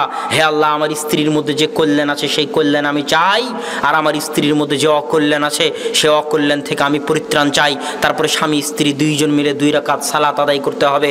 2 রাকাত সালাত আদায় করে আল্লাহর নিকটে এই পরিবারের জন্য রহমত, বরকত এবং শান্তির দোয়া আল্লাহর নিকটে চাইতে হবে। কেননা আল্লাহ রহমত বরকত না দিলে রহমত বরকত সম্ভব নয়, কোনো দিনই সম্ভব নয়। এবার যখন স্বামী স্ত্রী মিলিত হতে যাবেন, স্বামী স্ত্রী যখন সহবাস যেটাই বলেন সাংসারিক জীবনে যখন মিলিত হতে যাবেন, যেটা আপনার জন্য আনন্দের বিষয়, যেটা আপনার জন্য হাসির বিষয়, সেটা ইসলামের নিকটে অনেক দামি। কেননা ওখান থেকে পরবর্তী প্রজন্ম আসবে, আর ইসলামে পরবর্তী প্রজন্মের অনেক দাম, অনেক গুরুত্ব। এই জন্য ইসলাম ওখানেও দোয়া শিখিয়ে দিয়েছে, ইসলাম ওখানেও দোয়া শিখিয়ে দিয়েছে, বিসমিল্লাহ আল্লাহুম্মা জান্নিবনা শাইতান ওয়া জান্নিবিশ শাইতানা মা রাযাকতানা। হে আল্লাহ, আজকে আমরা যে সাংসারিক জীবনে লিপ্ত হচ্ছি, এই সাংসারিক জীবন থেকে যদি কোনো সন্তান আসে, তাহলে তুমি সেই সন্তানকে শয়তানের সংস্পর্শ থেকে দূরে রাখিও। কত সুন্দর ইসলামের পরিকল্পনা শুধু একটা সন্তানকে নিয়ে। কেননা ওই সন্তান ইসলামের নিকটে সবচেয়ে দামি, আপনার নিকটে দামি হোক আর না হোক। এই দোয়া পড়ে যখন আপনি আপনার স্ত্রীর সাথে সংসার জীবনে লিপ্ত হবেন, তখন ওটার মাধ্যমে যে সন্তান আসবে, সেই সন্তানের মধ্যে বরকত রহমত থাকবে, ওই সন্তান সুসন্তান হিসেবে গড়ে উঠবে। আর এই নিয়মগুলো যদি আপনি রক্ষা না করেন, তাহলে আদর্শ পরিবার গড়ে তুলতে পারবেন না। সন্তান যখন মায়ের পেটে আসলো, এই 9 মাস 10 দিন অনেক গুরুত্বপূর্ণ। এই 9 মাস 10 দিন মায়ের হায়েজ, মায়ের ঋতু বন্ধ থাকে। কেননা মায়ের রক্ত থেকে সন্তান খাদ্য গ্রহণ করে, যেটা জন্মের পর নাভি কেটে ফেলা হয়, নাড়ি কেটে ফেলা হয়, ওটার মাধ্যমে সন্তান মায়ের রক্ত থেকে খাবার গ্রহণ করে, মায়ের রক্ত থেকে খাদ্য গ্রহণ করে। এই 9 মাস 10 দিন যদি মা টিভি সিরিয়ালের সামনে বসে থাকে, এই 9 মাস 10 দিন যদি মা সালাত আদায় না করে, এই 9 মাস 10 দিন যদি মা কোরআন তেলাওয়াত থেকে দূরে থাকে, এই 9 মাস 10 দিন যদি মা বউয়ের সাথে, শাশুড়ির সাথে ঝগড়ায় লিপ্ত থাকে, এই 9 মাস 10 দিন যদি মা পরকীয়ায় লিপ্ত থাকে, তাহলে প্রত্যেকটা কুকর্মের প্রভাব তার পেটে থাকা নিষ্পাপ সন্তানের উপর পড়বে, এবং ওই নিষ্পাপ সন্তানও ভবিষ্যতে কুসন্তান হিসেবে গড়ে উঠবে। আদর্শ সন্তান হিসেবে গড়ে ওঠার সম্ভাবনা তখন অনেক অনেক কম থাকবে। এই জন্য 9 মাস 10 দিন মাকে সচেতন, সজাগ, আদর্শবান, পরহেজগার, তাকওয়াবান, কোরআন তেলাওয়াতকারিনী, সালাত আদায়কারিনী, সিয়াম পালনকারিনী এবং আল্লাহ ভীরু অবস্থায় কাটাতে হবে। নিজের জন্য না হলেও সন্তানের জন্য, ভবিষ্যৎ প্রজন্মের জন্য আদর্শ সন্তান পাওয়ার আশায়। সন্তান যখন দুনিয়াতে ভূমিষ্ঠ হবে, সন্তান দুনিয়াতে ভূমিষ্ঠ হওয়ার পর প্রথম কাজ হচ্ছে সন্তানের কানে আজান দিতে হবে। রাসূল সাল্লাল্লাহু আলাইহি ওয়াসাল্লাম আযানা ফি উযুনিল হাসান হিনা ওয়ালাদাতহু ফাতেমা, যখন ফাতেমা হাসান রাদিয়াল্লাহু তাআলা আনহুকে জন্ম দিলেন, তখন আল্লাহ রাসূল তার কানে আজান দিয়েছিলেন। কেননা দুনিয়াতে আসার পর সর্বপ্রথম যে আওয়াজটা ইসলাম তাকে শোনাতে চায়, সেটা ইসলামের একাত্মবাদের আওয়াজ, আল্লাহর কালেমায়ে শাহাদাতের আওয়াজ, আল্লাহর কালেমা তাইয়্যিবার আওয়াজ, আল্লাহর মহত্বের আওয়াজ, আল্লাহর বড়ত্বের আওয়াজ। দুনিয়াতে আসার পর প্রথম যে আওয়াজটা সে শুনবে, সেটা যেন আল্লাহর বড়ত্ব, আল্লাহর মহত্ব, কালেমায়ে শাহাদা, কালেমা তাইয়্যিবার আওয়াজ হয়, যাতে এটার প্রভাব তার উপরে মরা পর্যন্ত থাকে। এটা ইসলামের পরিকল্পনা। একটা ছোট্ট সন্তানকে নিয়ে দীর্ঘমেয়াদী ইসলামের পরিকল্পনা, একটা ছোট্ট সন্তানকে নিয়ে। এবার যখন এই সন্তানকে কানে আজান দিয়ে দিলেন, তখন দ্বিতীয় কাজ কি? আবু মুসা আশআরী রাদিয়াল্লাহু তাআলা আনহু থেকে বর্ণিত, তিনি বলেন, ইদা ওয়ালিদালি ওয়ালাদুন, যখন আমার সন্তান জন্ম হলো, আতাইতু বিহিন নবী সাল্লাল্লাহু আলাইহি ওয়াসাল্লাম, আমি আমার সন্তানকে নিয়ে আল্লাহর রাসূলের দরবারে আসলাম। ফাদাআ লাহু বিল বারাকাহ, আল্লাহ রাসূল আমার সন্তানের জন্য বরকতের দোয়া করে দিলেন। ওয়া সাম্মা লাহু ইব্রাহিম, আল্লাহ রাসূল আমার সন্তানের নাম রাখলেন ইব্রাহিম। ওয়া হান্নাকা লাহু বিতামারাতিন, আল্লাহ রাসূল একটা খেজুর নিয়ে তার মুখের মধ্যে দিয়ে খেজুরটা চাবালেন, চাবিয়ে নরম করে আল্লাহ রাসূলের পবিত্র মুখের লালা মিশ্রিত ওই নরম হওয়া খেজুরটা ওই ছোট্ট বাচ্চা, আমি যে বাচ্চাকে নিয়ে গেছিলাম, আবু মুসা আশআরী বলতেছেন, তার মুখের মধ্যে দিয়ে দিলেন। এটাকে বলা হয় তাহনিক। সন্তান পৃথিবীতে আসার পরে প্রথম যে আওয়াজটা শুনলো, সেটা ইসলামের আওয়াজ। এবার প্রথম যে সংস্পর্শটা, প্রথম যে খাবারটা তার পেটে যাবে, প্রথম যে সংস্পর্শটা সে পাবে, সেটা যেন একটা সৎ মানুষের, একটা পরহেজ পরহেজগার মানুষের, একটা তাকওয়াবান মানুষের সংস্পর্শ হয়। এই জন্য সন্তান হওয়ার পর আপনার জানা মতে সমাজে গ্রামে যে পরহেজগার মানুষ, তাকওয়াবান মানুষ, আল্লাহ ভীরু মানুষ, তার নিকটে নিয়ে গিয়ে সন্তানের তাহনিক করাবেন, যেন তার সংস্পর্শের প্রভাবে সন্তান যেন ভালো হয়, এই আশা যেন করতে পারেন, এই ধারণা যেন রাখতে পারেন, এই দোয়া যেন করতে পারেন। এটা হলো সন্তান হওয়ার পর দ্বিতীয় কাজ। এবার সন্তান হওয়ার পর সপ্তম দিনে তিনটা কাজ। একটা ছোট্ট সন্তান কিনে ইসলামের কত দীর্ঘমেয়াদী পরিকল্পনা, একটি পরিবার কিনে ইসলামের কত সুদীর্ঘ পরিকল্পনা, তা আমি আপনাকে ভাষায় প্রকাশ করতে ব্যর্থ। সপ্তম দিনে তিনটা কাজ। রাসূল সাল্লাল্লাহু আলাইহি ওয়াসাল্লাম বলছেন, আল গোলাম মুরতাহানুম বিআকিকাতিহি, সন্তান তার আকিকার সাথে বন্ধক থাকে, সন্তান তার আকিকার সাথে বন্ধক থাকে। আমি আপনাকে বললাম 10,000 টাকা দেন, এই মোবাইলটা বন্ধক রাখেন। এবার ওই মোবাইলটা বন্ধক থেকে খুলতে গেলে, বন্ধক থেকে মুক্ত করতে গেলে আমাকে 10,000 টাকা দিতে হবে। সন্তান দুনিয়াতে এসেছে কিন্তু এখনো বন্ধক আছে। এই সন্তানকে বন্ধক থেকে মুক্ত করতে গেলে আল্লাহ রাসূলের হাদিস, আল্লাহ রাসূল বন্ধক শব্দই ব্যবহার করেছেন। সন্তানকে বন্ধক থেকে মুক্ত করতে গেলে রক্ত প্রবাহিত করতে হবে আল্লাহর নামে। যদি ছেলে সন্তান হয় 2টি রক্ত, যদি মেয়ে সন্তান হয় তো 1টি রক্ত।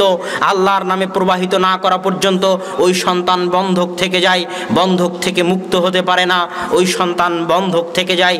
আল্লাহ রাসূল হাদিসে বলছেন, তাই সপ্তম দিনে সর্বপ্রথম কাজ হবে সন্তানকে বন্ধক মুক্ত করা, তার নামে আকিকা দেওয়ার মাধ্যমে। এবার দ্বিতীয় কাজ হবে সপ্তম দিনে সন্তানের নাম রাখা। রাসূল সাল্লাল্লাহু আলাইহি ওয়াসাল্লাম ইবনে হিব্বানের হাদিসে বলছেন, আহসিনু আসমা আওলাদিকুম, তোমরা তোমাদের সন্তানের সুন্দর নাম রাখো। কেন সুন্দর নাম রাখতে হবে? ইসলামে কুলক্ষণ শিরিক, কিন্তু ইসলামে সুলক্ষণ জায়েজ। ইসলামে কুলক্ষণ শিরিক, কিন্তু ইসলামে সুলক্ষণ জায়েজ। কুলক্ষণ মানে বাড়ি থেকে গাড়ি নিয়ে বের হলেন, সামনে দিয়ে বিড়াল পার হয়ে গেল, তো বললেন বিল্লি রাস্তা কাট গাই, বিল্লি রাস্তা পার হয়ে গেছে, সামনে কোনো খারাপ কিছু অপেক্ষা করতেছে, এটা শিরিক। বাড়ি থেকে বের হলেন, খারাপ কিছু ঘটলো, আপনি বললেন আজকের দিনটাই খারাপ, এটা শিরিক। হুতুম পেঁচা ডাকলো, আপনি বললেন কোনো বিপদ আসতে পারে, এটা শিরিক। কেননা ইসলামে কুলক্ষণ নাই, কিন্তু ইসলামে সুলক্ষণ আছে। সুলক্ষণ গ্রহণ করা যায়, জায়েজ। সুলক্ষণ গ্রহণ করা ভালো। আব্দুল মুত্তালিব যখন তার পোতা হলো, তখন আব্দুল মুত্তালিব বলল, আমি আমার সন্তানের নাম রাখবো, আমার পৌত্রের নাম রাখবো মুহাম্মদ। কেননা মুহাম্মদ শব্দের অর্থ হচ্ছে প্রশংসিত। আমার সন্তানের এই সুন্দর নাম আমি এই জন্য রাখতে চাই, এটা দিয়ে আমি সুলক্ষণ গ্রহণ করতে চাই, যেন সত্যি আমার এই সন্তান সারা পৃথিবীতে একজন প্রশংসিত ব্যক্তিতে পরিণত হতে পারে। মুহাম্মদ সাল্লাল্লাহু আলাইহি ওয়াসাল্লাম কি সারা পৃথিবীতে সবচেয়ে প্রশংসিত ব্যক্তি নয়? এটা হচ্ছে নাম থেকে সুলক্ষণ গ্রহণ করা। তাই খবরদার খারাপ নাম রাখবেন না। আল্লাহ রাসূল বলছে, আহসিনু আসমা আওলাদিকুম, যদি খারাপ নাম থাকে তো আজকে নাম চেঞ্জ করে দিন। নিজের নামও যদি খারাপ থাকে তো নিজের নামও চেঞ্জ করে দিন। নামের একটা অদৃশ্য প্রভাব আপনার উপর থাকে, যে অদৃশ্য প্রভাবের ফলে, ওই নামের প্রভাবের ফলে অনেক সময় অনেক কিছু হয়। যদি নাম ভালো হয় তাহলে সেই ভালো প্রভাবের ফলে, সেই তাফাউল সুলক্ষণের ফলে আশা করা যায় যে সন্তানও ভালো, সৎ এবং আদর্শবান হিসেবে গড়ে উঠবে। এটা হলো সপ্তম দিনের দ্বিতীয় কাজ। সপ্তম দিনের তৃতীয় কাজ, রাসূল সাল্লাল্লাহু আলাইহি ওয়াসাল্লাম বলছেন, ইহলিকি শা'রা রাসি ফাতাসাদ্দাকি বিওয়াজনিহি মিনাল ওয়ারিক। সপ্তম দিনে আকিকা হয়ে গেল, নাম সুন্দর রাখা হয়ে গেল। এবার সপ্তম দিনের তৃতীয় কাজ হচ্ছে ওই ছোট্ট বাচ্চার মাথায় এই 7 দিনে যতটুকু চুল গজিয়েছে ব্লেড দিয়ে, ওই 7 দিনের চুলটুকু কেটে দাড়ি পাল্লায় গ্রামের ওজনে যতটুকুই হোক না কেন মেপে অত সমপরিমাণ স্বর্ণ, অত সমপরিমাণ রৌপ্য আল্লাহর রাস্তায় ফি সাবিলিল্লাহ সাদকা করে দেওয়া, দান করে দেওয়া। এটা হচ্ছে সপ্তম দিনের তৃতীয় কাজ। এখানে একটা কথা মনে রাখবেন, দান করলে দুনিয়াবি এবং আসমানি বিপদ থেকে বেঁচে যাবেন। দান করলে দুনিয়াবি এবং আসমানি বিপদ থেকে বেঁচে যাবেন। যদি আপনি দান না করেন, যদি আপনি দান না করেন, যদি আপনি দান না করেন, তাহলে আল্লাহ বলছেন আমি কৃপণের সম্পদ, বাই দ্য ওয়ে বের করে নেই, সিস্টেমে আমি কৃপণের সম্পদ বের করে নেই। যে দান করে না আল্লাহ তার টাকা বের করবেই, অন্য মাধ্যম দিয়ে বের করবে, অ্যাক্সিডেন্টের মাধ্যমে বের করবে, বিপদ আপদ দিয়ে বের করবে, কেস কোর্ট কাচারির মাধ্যমে বের করবে, বিচার সালিশের মাধ্যমে বের করবে, যে কোনো মাধ্যমে হোক। যে কৃপণ তার টাকা আল্লাহ অন্য মাধ্যম দিয়ে বের করবে যদি সে দান না করে। আর দান করলে দুনিয়াবি এবং আসমানি বিপদ থেকে বেঁচে যাবেন। এই জন্য দান করতে উদ্বুদ্ধ হন, কেননা আল্লাহ সুবহানাহু ওয়া তাআলা কোরআনে বলছেন ওয়ামিম্মা রাযাকনাহুম ইউনফিকুন, আমি তাদেরকে যা রিজিক দিয়েছি তা থেকে তারা দান করে। আল্লাহ এটা বলেননি যে আব্দুল্লাহ তুমি যা উপার্জন করেছো তা থেকে দান করো। আল্লাহ বলছে আব্দুল্লাহ তোমার পকেটে যে টাকা আছে ওটা আমার টাকা, রাযাকনা আমি রিজিক দিয়েছি, তোমার টাকা আমার রাস্তায় দিতে বলিনি। আল্লাহ কোরআনে কোথাও বলেনি যে আপনার টাকা আপনি আল্লাহ রাস্তায় দান করেন, কোথাও বলেনি আল্লাহ এই কথা। আল্লাহ বলছে আমি যেটা দিয়েছি ওটা থেকে কিছু দান করো। সব আয়াত খুলে দেখেন কোরআনের, আল্লাহ কোরআনে কোথাও বলেনি আপনি যেটা ইনকাম করেছেন সেটা থেকে দান করেন। এটা আল্লাহ কোরআনে কোথাও পাবেন না। আল্লাহ কোরআনে সব জায়গায় বলেছে, খুলে দেখেন কোরআনের শুরু থেকে শেষ পর্যন্ত আমি আল্লাহ যেটা দিয়েছি সেখান থেকে কিছু দান করো, আমার টাকা আমাকে দাও। এতে যে আমার কোনো লাভ হবে তা নয়। সারা পৃথিবীর সব মানুষ যদি 24 ঘন্টা সিজদায় পড়ে থাকে আল্লাহর কোনো লাভ নাই। আর সারা পৃথিবীর সব মানুষ যদি 24 ঘন্টা গুনাহ করে আল্লাহর কোনো ক্ষতি নাই। আল্লাহ হচ্ছে আল্লাহুস সামাদ, কুল হুয়াল্লাহু আহাদ, আল্লাহুস সামাদ, মানে আল্লাহ মুখাপেক্ষীহীন। আপনার ঠেকা পড়েছে দান করার মাধ্যমে আল্লাহর কাছ থেকে কিছু উপকার নেওয়ার, আপনার প্রয়োজন আছে, আপনি মুখাপেক্ষী, আপনি বাঁচতে চাইলে আপনি দান করেন, আল্লাহর কোনো প্রয়োজন নাই। কিন্তু টাকাটা আল্লাহরই, টাকাটা আপনার নয়। আল্লাহর দেওয়া টাকা আল্লাহকে দিবেন, উপকার আপনার, আল্লাহর কোনো উপকার নাই, আল্লাহর কোনো ক্ষতিও নাই। তো সম্মানিত উপস্থিতি, এই সপ্তম দিনে এই তিনটে কাজ, আকিকা, সুন্দর নাম রাখা এবং স্বর্ণ রৌপ্য চুল সমপরিমাণ আল্লাহর রাস্তায় দান করা, এই তিনটে কাজ হওয়ার পর এবার এই সন্তানকে নিয়ে আপনার দিনকাল যাবে 2.5 থেকে 3 বছর। এই 2.5 থেকে 3 বছর এই সন্তানের জন্য সবচেয়ে গুরুত্বপূর্ণ, সবচেয়ে দামি। এই 2.5-3 বছর সময় এই সন্তান যা দেখবে, যা শুনবে, তা দ্বারা সে প্রভাবিত হবে। আপনি বুঝেন আর না বুঝেন, আপনি মনে করেন সন্তান ছোট কিছু বুঝে না, কিন্তু আপনাকে জিজ্ঞেস করি আপনি যে আজকে বাংলা বলতেছেন এটা কোথায় শিখেছেন, কিভাবে, কখন শিখলেন, কেমনে? অটোমেটিক। যখন আপনার বয়স 1-1.5 কিছুই বুঝেন না, মানুষ মনে করতো আপনি কিছু বুঝেন না, কিন্তু আল্লাহ আপনার ভিতরে এমন শক্তি দিয়েছে, অ্যাচিভ করার, অর্জন করার এমন শক্তি দিয়েছে যে মায়ের মুখের বাংলা ভাষা শুনে শুনে কোনো টিচার, কোনো শিক্ষক ছাড়াই আপনি বাংলা বলা শিখে গেছেন, বাংলা বলতে পারতেছেন, বাংলা বুঝা শিখে গেছেন, বাংলা বুঝে গেছেন। এই ক্ষমতা ওই ছোট্ট শিশুর মধ্যে আছে, সে অর্জন করতে পারে। এই 2.5-3 বছর যদি বাড়িতে টিভি থাকে, এই 2.5-3 বছর যদি সিনেমা চলে বাড়ির টিভিতে, নাটক চলে বাড়ির টিভিতে, মায়ের হাতে যদি, পিতার হাতে যদি অ্যান্ড্রয়েড ফোন থাকে আর সেটার গান বাজিয়ে যদি সন্তানের কান্না থামানো হয়, আছে না নাই? কানতেছে, কি দিয়ে কান্না থামানো হবে? গান দিয়ে। তাহলে হাজার চেষ্টা করলে ওই সন্তান সৎ সন্তান হতে পারে না, বরং এই সন্তান যদি কুসন্তান না হয় তার কোন সন্তান হবে? এই 2.5 থেকে 3 বছরের সময় অনেক সেন্সিয়ার, গুরুত্বপূর্ণ। এই সময়ে বাড়িকে টিভি মুক্ত রাখতে হবে, সন্তানকে গানের আওয়াজ মুক্ত রাখতে হবে, সিনেমা, ছবি, মোবাইল, অ্যান্ড্রয়েড মোবাইল এগুলো থেকে দূরে রাখতে হবে। মা সন্তানকে নিয়ে কোরআন তেলাওয়াত করবে, বিসমিল্লাহ বলে দুধ খাওয়াবে। যদি বিসমিল্লাহ বলে দুধ না খাওয়ায় তাহলে সন্তানও তার সাথে দুধ পান করবে, এটা আল্লাহর রাসূল বলেছে। বিসমিল্লাহ বলে দুধ খাওয়াতে হবে। সন্তানকে নাস, ফালাক, ইখলাস পড়ে ফু দিতে হবে যেন শয়তানের আসর সন্তানের উপর না হয়। নাস, ফালাক, ইখলাস, আয়াতুল কুরসি ইত্যাদি পড়ে সন্তানকে ফু দিতে থাকতে হবে। বিসমিল্লাহ বলে দুধ খাওয়াতে হবে এবং যাবতীয় অন্যায়, অনাচার, কুকর্ম থেকে সন্তানকেও দূরে রাখতে হবে, সন্তানের মাকেও দূরে থাকতে হবে। সন্তানের মা যদি দূরে না থাকে তাহলে সন্তানের মায়ের প্রত্যেকটা কাজের প্রভাব এই 2.5-3 বছরের সন্তানের উপর পড়বে, কেননা এখনও সন্তান মায়ের বুকের দুধ খাচ্ছে। যেমন 9 মাস 10 দিন মায়ের রক্ত নিয়ে এসে বড় হয়েছে, তেমনি 2.5 থেকে 3 বছর মায়ের বুকের দুধে এসে বড় হচ্ছে। তাই মায়ের প্রতিটা কাজের প্রভাব তার উপর থাকবে। এবার যখন সন্তানের বয়স 5, 6, 7 হয়ে গেল, তখন রাসূল সাল্লাল্লাহু আলাইহি ওয়াসাল্লাম বলতেছেন, ইসলাম তার পরিকল্পনা পেশ করতেছে। ইসলামের পরিকল্পনা আমি শুরু থেকে বলে আসতেছি। ইসলাম এবার যখন 5, 6, 7 বছর হয়ে গেল, তখন ইসলাম তার পরিকল্পনা পেশ করতেছে এখন সন্তানকে কি করতে হবে। রাসূল সাল্লাল্লাহু আলাইহি ওয়াসাল্লাম বলছে, মুরু আওলাদাকুম বিসসালাত ওয়া হুম আবনাউ 7 সিনিন, তোমরা তোমাদের সন্তানদেরকে সালাতে নিয়ে যাও, সালাতের আদেশ দাও যখন তাদের বয়স 7 বছর। ওয়াজরিবুহুম, আর তাদেরকে সালাতের জন্য পিটাও, মারো যখন তাদের বয়স 10 বছর। ওয়াফরিকু বাইনা মাযাজিহিন্না, আর তাদের বিছানা পৃথক করে দাও যখন তাদের বয়স 10 বছর। তাদের বিছানা পৃথক করে দাও যখন তাদের বয়স 10 বছর। 10 বছরের বেশি ভাই বোন এক বিছানায় এক ল্যাপ ক্যাথার নিচে ঘুমাতে পারে না, এটা ইসলামের নিয়ম। আমি বলে যাইনি, আল্লাহর রাসূল বলে গেছেন। 1400 বছর থেকে হাদিসের পাতায় এভাবেই আছে। আবু দাউদ, নাসাই, তিরমিজি।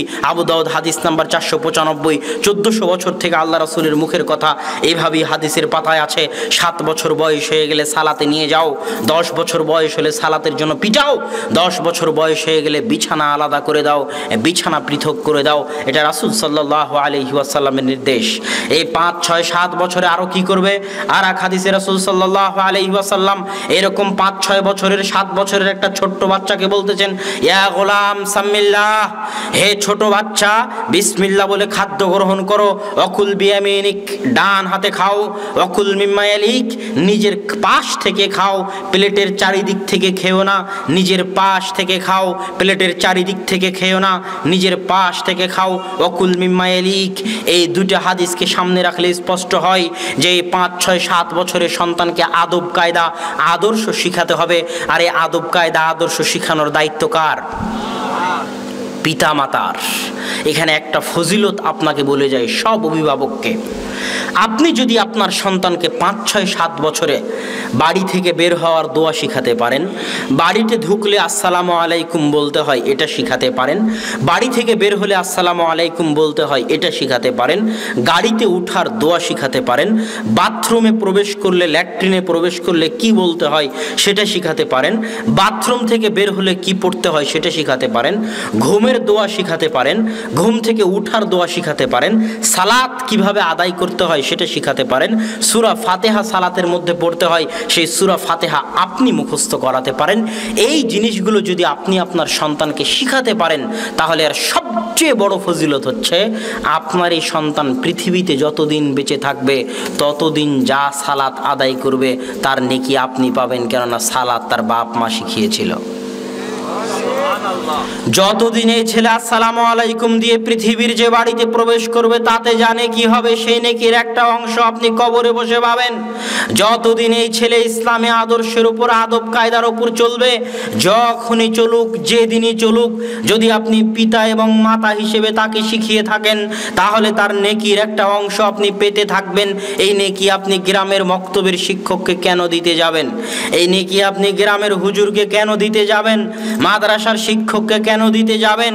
এই নেকি আপনি নেওয়ার চেষ্টা করুন। আপনার সন্তান যেন আপনার শিখানো আদর্শ আদব কায়দার উপর মরা পর্যন্ত থাকে, যাতে আপনার শিখানো আদর্শ আদব কায়দার উপর যতদিন থাকবে তার একটা নেকি আপনি কবরে বসে হলেও পেতে থাকবেন। এর চেয়ে বড় সৌভাগ্যের দুনিয়াতে আর কিছু হতে পারে না। এই 5, 6 বছর আপনি সন্তানকে কি শিখাতে পারেন? এই 5, 6 বছর সন্তানের সাথে আপনার কি কি কাজ হতে পারে? এই 5, 6, 7 বছর সর্বপ্রথম সন্তানকে তার সৃষ্টিকর্তার সাথে পরিচয় করিয়ে দিতে হবে। যতক্ষণ একটা মনে করেন কথার কথা আপনার সন্তান হারিয়ে গেল, হারিয়ে যাওয়া সন্তান যতক্ষণ না পিতার সাথে মিলিত হয় ততক্ষণ ওই সন্তান যেমন ছটপট করতে থাকে, ওই পিতা যেমন ছটপট করতে থাকে। যতক্ষণ না তারা পরস্পরে মিলিত হয় ততক্ষণ তারা যেমন ছটপট করতে থাকে, তেমনি দুনিয়াতে আসা আল্লাহর সৃষ্টিজীব যতক্ষণ না আল্লাহর সাথে সম্পর্ক গড়ে তোলে, যতক্ষণ না আল্লাহর সাথে তার যোগাযোগ হয়, যতক্ষণ না আল্লাহর সাথে তার কথা হয়, যতক্ষণ না হাত তুলে দুটো আল্লাহকে ডাকতে শিখে, যতক্ষণ না কপাল সিজদায় আল্লাহর জন্য রাখতে শিখে, ততক্ষণ তার আত্মা ছটপট করতে থাকে। কেননা এখনো সৃষ্টিকর্তার সাথে মিলিত হয়নি। যে সৃষ্টিকর্তার সাথে এখনো পরিচয় হয়নি যে, ততক্ষণ সৃষ্টিকর্তাও এই অপেক্ষায় থাকেন কখন আমার বান্দা ফিরবে, কখন আমার বান্দা আসবে, কখন আমার বান্দা আমার রাস্তায় ফিরবে, আমার দিকে ফিরবে, আমার কাছে ফিরবে, আমার পথে ফিরবে। এই জন্য দুনিয়াতে আসা প্রত্যেক নবজাতক ভূমিষ্ঠ নতুন সন্তানের বুদ্ধি বিবেক হওয়ার পর সর্বপ্রথম কার সাথে সম্পর্ক গড়ে তুলতে হবে? আল্লাহর সাথে। সর্বপ্রথম তাকে পরিচিত করে তুলতে হবে আল্লাহর সাথে, যেন সে কোনোদিন হতবিহব্বল না হয়, ভয় না পায়, আল্লাহকে বুঝতে শিখে, আল্লাহ কোথায় আছে জানতে শিখে, আল্লাহকে ডাকতে শিখে, বিপদ আপদে আল্লাহর কাছ থেকে পানাহ চাইতে শিখে এবং বিপদ আপদে আল্লাহর উপর ভরসা করতে শিখে, শক্ত মজবুত স্থায়ী কঠিন হতে শিখে, পৃথিবীর কাউকে দেখে ভয় না পেতে শিখে, শুধু আল্লাহকে দেখে ভয় পেতে শিখে। এই শিক্ষাগুলো প্রথম শিক্ষা হতে হবে। দ্বিতীয়, আউয়ালু তালিমিন আলা ওয়াজহিল আরজ তুআল্লিমু ওয়ালাদাক হুয়াল কোরআন।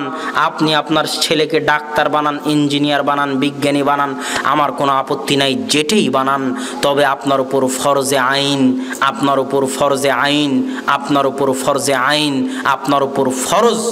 আমি চ্যালেঞ্জ দিয়ে গেলাম, আপনার উপর ফরজ আপনার সন্তানকে সর্বপ্রথম যে শিক্ষা আপনি দিবেন সেই শিক্ষা হবে কোরআনের শিক্ষা।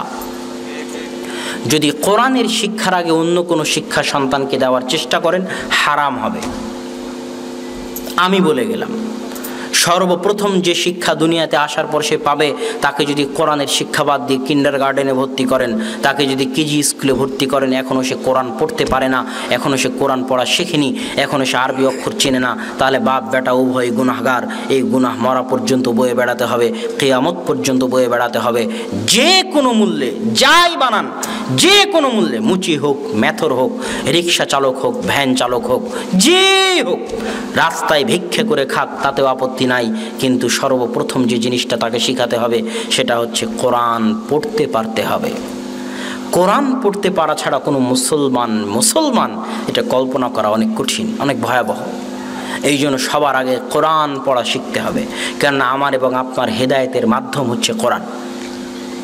আল্লাহ কোরআনকে বলেছেন হুদাল্লিন নাস। আল্লাহ বলেনি আব্দুল্লাহ তুমি হেদায়েতের মাধ্যম, আব্দুল্লাহ আজকে এসে 10টা মানুষের সামনে বক্তব্য দিবে আর আপনি হেদায়েত হয়ে যাবেন, এটা আল্লাহ বলেননি। আল্লাহ বলছে কোরআন হুদাল্লিন নাস। কি থাকলে মানুষ হেদায়েত হবে? কোরআন থাকলে মানুষ হেদায়েত হবে। আমি আপনাকে হেদায়েত করতে পারতেছি, আমার কথা শুনে আপনি হেদায়েত হচ্ছেন কেন? আমার কথার মধ্যে কোরআন আছে তাই, আমার কথার মধ্যে কোরআনের কথা আছে তাই, আমার কথার মধ্যে আল্লাহর কথা আছে তাই, আমি মাধ্যম মাত্র। এই জন্য কোরআন জানতে, বুঝতে, পড়তে শিখতে হবে। এটা হচ্ছে দ্বিতীয় জরুরি কাজ। যে কোনো মূল্যে এখনও তওবা করতে পারেন, সন্তানকে যদি কোরআন না শিখিয়ে থাকেন, এখনও তওবা করতে পারেন। যে স্কুলে থাক, যত কোটি টাকার স্কুলে থাক, আগে বের করে নিয়ে এসে আগে কোরআন শিখান। কোরআন শিখানোর পর আবার কোথায় অক্সফোর্ড বিশ্ববিদ্যালয়ে পড়াবেন কিনা সেটা আপনার ইচ্ছা, তাতে ইসলামের কোনো বাধা নাই, কিন্তু কোরআনের শিক্ষা, কোরআনের জ্ঞান তার কাছে অবশ্যই থাকতে হবে। 3 নাম্বার কাজ আপনি কি করবেন? 3 নাম্বার কাজ হচ্ছে 5, 6, 7 বছরের এই সন্তান 18, 20 বছর বয়স না হওয়া পর্যন্ত তাকে শুধু আপনি 5টা মৌলিক অধিকার দিবেন। এই 5টা মৌলিক অধিকারের বাইরে কোনো অধিকার তাকে দিতে যাবেন না। 5টা মৌলিক অধিকার কি? অন্ন, বস্ত্র, শিক্ষা, চিকিৎসা, বাসস্থান। অন্ন মানে খাবার, কি খাবে সেই খাবার দিবেন। বস্ত্র মানে কি পরবে সেই পরা দিবেন। শিক্ষা, কোথায় শিক্ষা নিতে হবে, সেখানে কি খরচ, সেই খরচ বহন করবেন। চিকিৎসা, অসুখ বিসুখ হলে কি খরচ করতে হবে সেই খরচ বহন করবেন। বাসস্থান, কোথায় থাকবে সেই থাকার জায়গার ব্যবস্থা করবেন। এই 5টা জিম্মেদারি পিতার ওপর 18-20 বছর বয়স হওয়া পর্যন্ত। এর বাইরে খবরদার কিছু দিতে যাবেন না। এর বাইরে যদি ছেলে বলে আব্বা 5A+ পেয়েছে, আমাকে একটা মোবাইল কিনে দাও, আর আপনি যদি মোবাইল কিনে দেন তাহলে আপনি অযোগ্য পিতা। আমার দৃষ্টিতে নয়। আপনি ফেসবুকের প্রতিষ্ঠাতা জুকারবার্গের সাক্ষাৎকার পড়েন, প্রথম আলোতে সার্চ দিয়ে, গুগলে সার্চ দিয়ে পড়েন। সে তার নিজের সন্তানদেরকে 18-20 বছর বয়স হওয়ার আগে এই অ্যান্ড্রয়েড ফোন দেয় না। তার দৃষ্টিতে আপনি একজন অযোগ্য পিতা। আপনার ছেলে মোটরসাইকেল কিনেছিল তাই কিনে দিলেন, বলছে আব্বা দাখিল পরীক্ষায়, SSC পরীক্ষায় গোল্ডেন A+ পেয়েছে, মোটরসাইকেল কিনে দাও। জি না, 18-20 বছর বয়স হওয়ার আগ পর্যন্ত, ব্যক্তিত্ব, ভারাত্ম, পার্সোনালিটি আসার আগ পর্যন্ত এই 5টা অধিকারের বাইরে কোনো অধিকার, কোনো সুযোগ সুবিধা অতিরিক্ত আকারে সন্তানকে দিতে যাবেন না। সন্তান পথ ভ্রষ্ট হয়ে যাবে, সন্তানকে সঠিক রাস্তায় ধরে রাখতে পারবেন না। চার নাম্বার কাজ কি করবেন? সন্তানকে টম জেরির কার্টুন, টিভির কার্টুন, আগডুম বাগডুম গল্প, নতুন নতুন পায়রাগুলি কবিতা, কুমির বানরের গল্প, এই জাতীয় আলতু ফালতু কার্টুন, আলতু ফালতু গল্প তুলুন। সন্তানকে নবীদের কাহিনী শোনান। ইব্রাহিম আলাইহিস সালাতু ওয়াস সালামকে আগুনে নিক্ষেপ করা হলো, কিভাবে আগুন থেকে বের হয়ে আসলেন। মুসাকে সমুদ্রে ফেলে দেওয়া হলো, তারপরে কি ঘটলো? মুসার শত্রুর বাড়িতে আল্লাহ মুসাকে লালন পালন করলেন। তারপরে কি হলো? ইউসুফকে কুয়া থেকে বের করে রাজার বাড়ি হয়ে ইউসুফকে অপবাদ দিয়ে জেলখানায় দিয়ে জেলখানা থেকে মুক্ত করে মন্ত্রী বানিয়ে আল্লাহ ইউসুফের পিতার চক্ষু ফিরিয়ে দিলেন। এই যে নবী রাসূলদের যে কাহিনী আছে, এই নবী রাসূলদের কাহিনী সন্তানকে শোনান। এই কাহিনীগুলো তাকে পড়ান, তাকে শোনান, তাকে বলেন। এই কাহিনীগুলো মরা পর্যন্ত তার মনে, তার হৃদয় স্পটে এঁকে থেকে যাবে এবং তাকে সৎ আদর্শবান হতে সাহায্য ও সহযোগিতা করবে। 5 নাম্বার কি প্রয়োজন? তার সামনে একজন ব্যক্তিত্ববান পিতার প্রয়োজন। ব্যক্তিত্ববান পিতা মানে যে পিতা তার সন্তানকে কন্ট্রোল করতে পারে না, সে ব্যক্তিত্ববান পিতা নয়। ব্যক্তিত্ববান পিতা কাকে বলবে দেখবেন, 1 মিনিট দেখেন ব্যক্তিত্ববান পিতা কাকে বলে। বেশি সময় নিব না, আমারও সময় শর্ট, কেননা আব্বু 8 মোলে আছে, এখান থেকে প্রোগ্রাম শেষ করে আব্বুকে ওখান থেকে নিয়ে তারপরে রাজশাহী যেতে হবে, এই জন্য আমিও সময় বেশি নিব না। তবে একজন ব্যক্তিত্ববান পিতার একটা উদাহরণ দেখেন। সফরে আছে রাসূল সাল্লাল্লাহু আলাইহি ওয়াসাল্লাম, আল্লাহ রাসূলের সাথে আছে তার স্ত্রী আয়েশা রাদিয়াল্লাহু তাআলা আনহা। সফরে আয়েশা রাদিয়াল্লাহু তাআলা আনহার হার হারিয়ে গেছে, গলার স্বর্ণের মালা হারিয়ে গেছে, এই জন্য কাফেলা রওনা হতে পারতেছে না। আবু বকর রাদিয়াল্লাহু তাআলা আনহু জিজ্ঞেস করলেন, কি কাহিনী, কেন তোমরা বের হচ্ছ না, কেন তোমরা রওনা হচ্ছ না?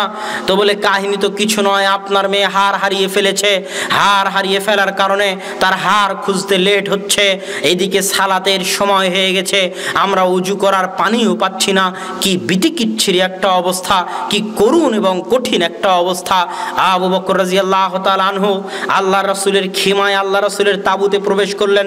তাবুতে প্রবেশ করে দেখেন রাসূল সাল্লাল্লাহু আলাইহি ওয়াসাল্লাম আয়েশা রাদিয়াল্লাহু তাআলা আনহার উরু রানের উপর মাথা রেখে ঘুমাচ্ছেন। পৃথিবীর সর্বশ্রেষ্ঠ নারীদের একজন আয়েশা রাদিয়াল্লাহু তাআলা আনহা, আর পৃথিবীর সর্বশ্রেষ্ঠ মানুষ, সর্বশ্রেষ্ঠ রাসূল মুহাম্মদ সাল্লাল্লাহু আলাইহি ওয়াসাল্লাম, তিনি তার সর্বশ্রেষ্ঠ স্ত্রীর রানের উপর মাথা দিয়ে ঘুমাচ্ছেন। আর নবী রাসূলদের পরে পৃথিবীর সর্বশ্রেষ্ঠ মানুষ আবু বকর রাদিয়াল্লাহু তাআলা আনহু তাবুতে প্রবেশ করলেন। কত ব্যক্তিত্ববান পিতা, কত ভারাত্বপূর্ণ পিতা। যদি বাংলাদেশের কোনো শ্বশুর হয় আর যদি জামাই এভাবে মেয়ের ওর উরু রানের উপর মাথা দিয়ে ঘুমিয়ে থাকে, তাহলে শ্বশুর তাড়াতাড়ি ঘর থেকে বের হয়ে যাবে। যদি আমার আপনার মতো কোনো শ্বশুর হয় তাহলে এটাই ঘটবে। কিন্তু আবু বকর রাদিয়াল্লাহু তাআলা এতটা ব্যক্তিত্ববান, এতটা ভারাত্বপূর্ণ যে সর্বশ্রেষ্ঠ মানুষের সামনে সর্বশ্রেষ্ঠ মেয়েকে সর্বশ্রেষ্ঠ পিতায় এমন জোরে মারলেন, এমন জোরে মারলেন, এমন জোরে মারলেন যে আয়েশা রাদিয়াল্লাহু তাআলা আনহা বলছে, আমার উরুর উপর যদি আল্লাহর রাসূল না থাকতো তাহলে আমি ছিটকে দূরে চলে যেতাম। এটা হচ্ছে একজন ব্যক্তিত্ববান পিতা। আপনি বাড়িতে ঢোকেন, আপনি আপনার সন্তানকে কন্ট্রোল করতে পারেন না, আপনার স্ত্রী আপনার সন্তানকে কন্ট্রোল করতে পারে না, মানে আপনারা উভয়ই জন্ম দিয়েছেন ঠিকই, এখনো পিতা হননি, এখনো মা হতে পারেননি, এখনো পিতা হতে পারেননি। পিতা বাড়িতে ঢুকবে তো বাড়ি শুনশান নীরব হয়ে থাকবে, ভয়ে থরথর করে সন্তানেরা কাঁপতে থাকবে, এর নাম পিতা। পিতার চোখ যেদিকে যাবে সন্তান যেদিকে যাবে, এর নাম পিতা। পিতাই খাওয়ায়, পিতাই পড়ায়, কিন্তু পিতা নিজের ভারাত্ম ব্যক্তিত্ব রক্ষা করতে পারেনি, এই জন্য পরিবার কন্ট্রোল করতে পারেনি। এই জন্য আপনাকে ব্যক্তিত্ববান ভারাত্মবান হতে হবে, তাহলে আপনার সন্তান আপনার থেকে শিখবে। আর যদি আপনার মধ্যে ব্যক্তিত্ব ভারাত্ম না থাকে তো আপনার সন্তান আপনার থেকে শিখতে পারবে না। আর যখন সন্তান পিতার থেকে শিখতে পারবে না, তখন সন্তানের পথভ্রষ্ট হওয়ার সম্ভাবনা অনেক অনেক গুণ বেশি। আমি বক্তব্য লম্বা করব না। এবার 5 নম্বর পয়েন্ট। আগের 4টা কি বলেছিলাম ভুলে গেছেন কিনা মনে নাই। সর্বপ্রথম সন্তানকে তাওহীদের সাথে সম্পৃক্ত করে দিতে হবে। দ্বিতীয়ত সন্তানকে টিভি, মোবাইল 18-20 বছর বয়স পর্যন্ত দূরে রাখতে হবে। তৃতীয়ত সন্তানকে আপনি নিজে আদব কায়দা শিখাবেন, নিজে আদর্শ শিখাবেন। চতুর্থত সন্তানকে নবীদের কাহিনী শোনাবেন, বিভিন্ন কার্টুন আজে বাজে ফালতু জিনিস থেকে দূরে রাখবেন। পঞ্চমত সন্তানের সামনে আপনাকে ব্যক্তিত্ববান আদর্শবান হিসেবে পেশ করতে হবে যেন সন্তান আপনাকে অনুসরণ করতে পারে। ষষ্ঠত সন্তান যদি এই গাবতলির বাজারের রাস্তা চিনতে পারে, সন্তান যদি সিনেমার টিকিট কোথায় পাওয়া যায় সেই রাস্তা চিনতে পারে, সন্তান যদি বিপিএলের জুয়া কোথায় হয় সেই রাস্তা চিনতে পারে, সন্তান যদি মিষ্টির দোকান কোথায় সেই রাস্তা চিনতে পারে, কোন বাড়িতে টিভি আছে সেই বাড়িতে কিভাবে যাওয়া যায়, কয়টার দিকে টিভিতে অনুষ্ঠান আছে সেটা মনে রাখতে পারে, তাহলে সন্তানকে অবশ্যই মসজিদের রাস্তাও চিনাতে হবে। মসজিদের সাথে সম্পর্ক ছাড়া আদর্শ সমাজ, আদর্শ পরিবার, আদর্শ সন্তান গড়ে উঠতে পারে না। 1 মিনিট আপনাকে আমি দেখাই। আল্লাহ সুবহানাহু তাআলা তার নবী ইব্রাহিমকে বলতেছে, ইব্রাহিম মানে কে জানেন? আবুল আম্বিয়া, সকল নবীর পিতা। ইব্রাহিম আলাইহিস সালাতু ওয়াস সালামের পরে কিয়ামত পর্যন্ত, মুহাম্মদ সাল্লাল্লাহু আলাইহি ওয়াসাল্লাম পর্যন্ত যত নবী এসেছে সকল নবীর পিতা হচ্ছে ইব্রাহিম আলাইহিস সালাতু ওয়াস সালাম। তো ইব্রাহিম আলাইহিস সালাতু ওয়াস সালামকে লক্ষ্য করে আল্লাহ সুবহানাহু তাআলা বলতেছে, ওয়া তাহহির বাইতিয়া লিত-তাইফিন। ইব্রাহিম তাকান এইদিকে, বক্তব্য শেষের দিকে চলে এসেছি, মনোযোগ বক্তব্যের প্রতি রাখেন। ইব্রাহিমের মতো এত মহান নবীকে, যিনি সকল নবীর পিতা, ইব্রাহিমের পরে আর কোন নবী আসেনি যে নবীর পিতা ইব্রাহিম নন। ইব্রাহিমের পরে আর কোন নবী আসেনি যে নবীর পিতা ইব্রাহিম নন। সেই ইব্রাহিম আবুল আম্বিয়া, নবীদের পিতাকে লক্ষ্য করে আল্লাহ বলতেছে, ইব্রাহিম তোমরা বাপ বেটা মিলে মানে কে কে? ইব্রাহিম আর ইসমাইল, তোমরা বাপ বেটা মিলে তাহহির বাইতিয়া, কাবা ঘর ঝাড়ু দাও। ইব্রাহিম তোমরা বাপ বেটা মিলে কাবা ঘর মুছো। ইব্রাহিম তোমরা বাপ বেটা মিলে কাবা ঘর পরিষ্কার করো। ইব্রাহিম তোমরা কাবা ঘরের খাদেম। আজকের সমাজে আপনার মসজিদের খাদেম মনে করছেন সবচেয়ে নিম্নমানের, সবচেয়ে কম দামের চাকরির, যে গ্রামের চেয়ারম্যান মেম্বার ওই খাদেমকে গিয়ে ধমক দিবে, খাদেমের সাথে খারাপ ব্যবহার করবে। আল্লাহ ইব্রাহিমকে বলতেছে, ইব্রাহিম তোমরা বাপ বেটা মিলে কাবা ঘর মুছো। ইব্রাহিম, মানুষ যে নাকের পোটা ফেলে যাবে, সিগান ফেলে যাবে, ওই সিগান ইব্রাহিম তুমি পরিষ্কার করো। মানুষ যে ময়লা নিক্ষেপ করে যাবে কাবা ঘরে, ওই ময়লা তুমি পরিষ্কার করো। ইব্রাহিম আর ইসমাইল, আল্লাহ কোরআনে বলেছে ইব্রাহিম আর ইসমাইল হচ্ছে মসজিদের খাদেম। মসজিদের কি খাদেম। মারিয়াম আলাইহিস সালাতু ওয়াস সালামকে চিনেন? ঈসা আলাইহিস সালাতু ওয়াস সালামের মা, পৃথিবীর সর্বশ্রেষ্ঠ নারীদের একজন মারিয়াম আলাইহিস সালাতু ওয়াস সালাম। তার কাজ কি ছিল? বাইতুল মাকদেস ঝাড়ু দেওয়া, বাইতুল আকসা পরিষ্কার করা, বাইতুল আকসা মুছা। মানুষ নাকের যে ময়লাগুলো ফেলে যায়, শরীরের যে ময়লাগুলো ফেলে যায়, মানুষের পা থেকে যে ময়লা ঝরে পড়ে, সেই ময়লা মুছা, সেই ময়লা ঝাড়ু দেওয়া মারিয়ামের কাজ। যিনি পৃথিবীতে সর্বশ্রেষ্ঠ নারীদের একজন, যিনি ঈসা আলাইহিস সালাতু ওয়াস সালামের মা। তো মসজিদ পরিষ্কার করা নবীদের কাজ, মসজিদ সাফ করা নবীদের কাজ। আপনার সন্তানকে যদি সৎ বানাতে চান তাহলে বাপ বেটা মিলে মসজিদে যাবেন আর মসজিদ ঝাড়ু দিবেন, মসজিদ পরিষ্কার করবেন। আজকে মসজিদে লাইট লাগবে, মসজিদের লাইটের ব্যবস্থা করবেন। ওই চাদরটা, যে মাদুরটা পাড়া আছে ওটা ময়লা হয়ে গেছে, এটা ধুতে হবে। বাপ বেটা মিলে মাদুর মসজিদ থেকে নিয়ে এসে বাড়িতে নিজে হাতে মাদুর ধুবেন। মসজিদের সাথে সম্পর্ক রাখলে সন্তান আদর্শবান হবে, আর মসজিদের সাথে সম্পর্ক না থাকলে পরিবারও আদর্শবান হবে না, সন্তানও আদর্শবান হবে না। শুধু তাই নয়, মসজিদের সাথে সম্পর্ক না থাকলে আপনি মুসলমানও থাকতে পারবেন না। কিভাবে? আওয়ামী লীগ একটা সংগঠন, বিএনপি একটা সংগঠন না? সংগঠন নয়, সংগঠন না? এই সংগঠনের নেতা আছে, কেন্দ্র আছে, শাখা আছে, মাসিক চাঁদা আছে না নাই? ইসলামও একটা সংগঠন। ইসলাম নামক এই সংগঠনের কেন্দ্র হচ্ছে মক্কা মদিনা। ইসলাম নামক এই সংগঠনের নেতা হচ্ছে মুহাম্মদ সাল্লাল্লাহু আলাইহি সাল্লাম। এই সংগঠনের সদস্য থাকতে হলে আপনাকে বছরে একবার চাঁদা দিতে হবে। কি সেটা? জাকাত। যদি জাকাত না দেন আপনি সংগঠনের সদস্য থাকতে পারবেন না। আপনি নিসাব পরিমাণ সম্পদের মালিক আর আল্লাহর সংগঠনে চাঁদা দিবেন না, আর বলবেন আমি ইসলাম করি। আওয়ামী লীগে যদি চাঁদা না দেন তো আপনি আওয়ামী লীগের সদস্য থাকবেন? থাকবেন না। তো ইসলামের সদস্য থাকতে হলে আপনাকে বছরে একবার চাঁদা দিতে হবে। আওয়ামী লীগের বার্ষিক সম্মেলন হয়, বিএনপির বার্ষিক সম্মেলন হয়, ইসলামেরও বার্ষিক সম্মেলন আছে হজ। আল্লাহ বলছে যদি তোমার সাধ্য থাকে তো জীবনে একবার হলো ইসলাম নামক এই সংগঠনের কর্মী থাকতে চাইলে, সদস্য থাকতে চাইলে, সামর্থ্য থাকলে জীবনে একবার হলো এই বার্ষিক সম্মেলনে হাজিরা দিতে হবে। আওয়ামী লীগ বিএনপির প্রশিক্ষণ কর্মশালা হয়, ইসলামেরও প্রশিক্ষণ আছে। 1 মাস সংযম, ধৈর্য, অন্যায় অনাচার, গুনাহ, খাদ্য, মনের চাহিদা, লালসা, লোভ সব কিছু থেকে সংযমের প্রশিক্ষণ, সেটা হচ্ছে রমাজান। যদি ইসলাম নামক সংগঠনের সদস্য থাকতে চান এই প্রশিক্ষণে আপনাকে অংশগ্রহণ করতেই হবে, না হলে আপনি সংগঠন থেকে বের হয়ে যাবেন, থাকার উপায় নাই। ঠিক এই সংগঠনের যদি সদস্য থাকতে চান তো এই সংগঠনের শাখা যেগুলো আছে এই শাখাগুলোর সাথে সম্পর্ক থাকতে হবে। এই সংগঠনের শাখা কি? সারা পৃথিবীতে ছড়িয়ে থাকা মসজিদগুলো। এই সারা পৃথিবীতে ছড়িয়ে থাকা মসজিদগুলোতে দিনে কমসে কম 5 বার আপনাকে হাজিরা দিতে হবে। যদি 5 বার আপনি হাজিরা না দিতে পারেন তাহলে ইসলাম নামক সংগঠন থেকে আপনি খারিজ, বহিষ্কার। খলিফা চাইলে আপনাকে হত্যা করতে পারে। কথা মনে হয় বুঝাতে পারলাম না, কথা কি আমার স্পষ্ট বুঝতে পারছেন?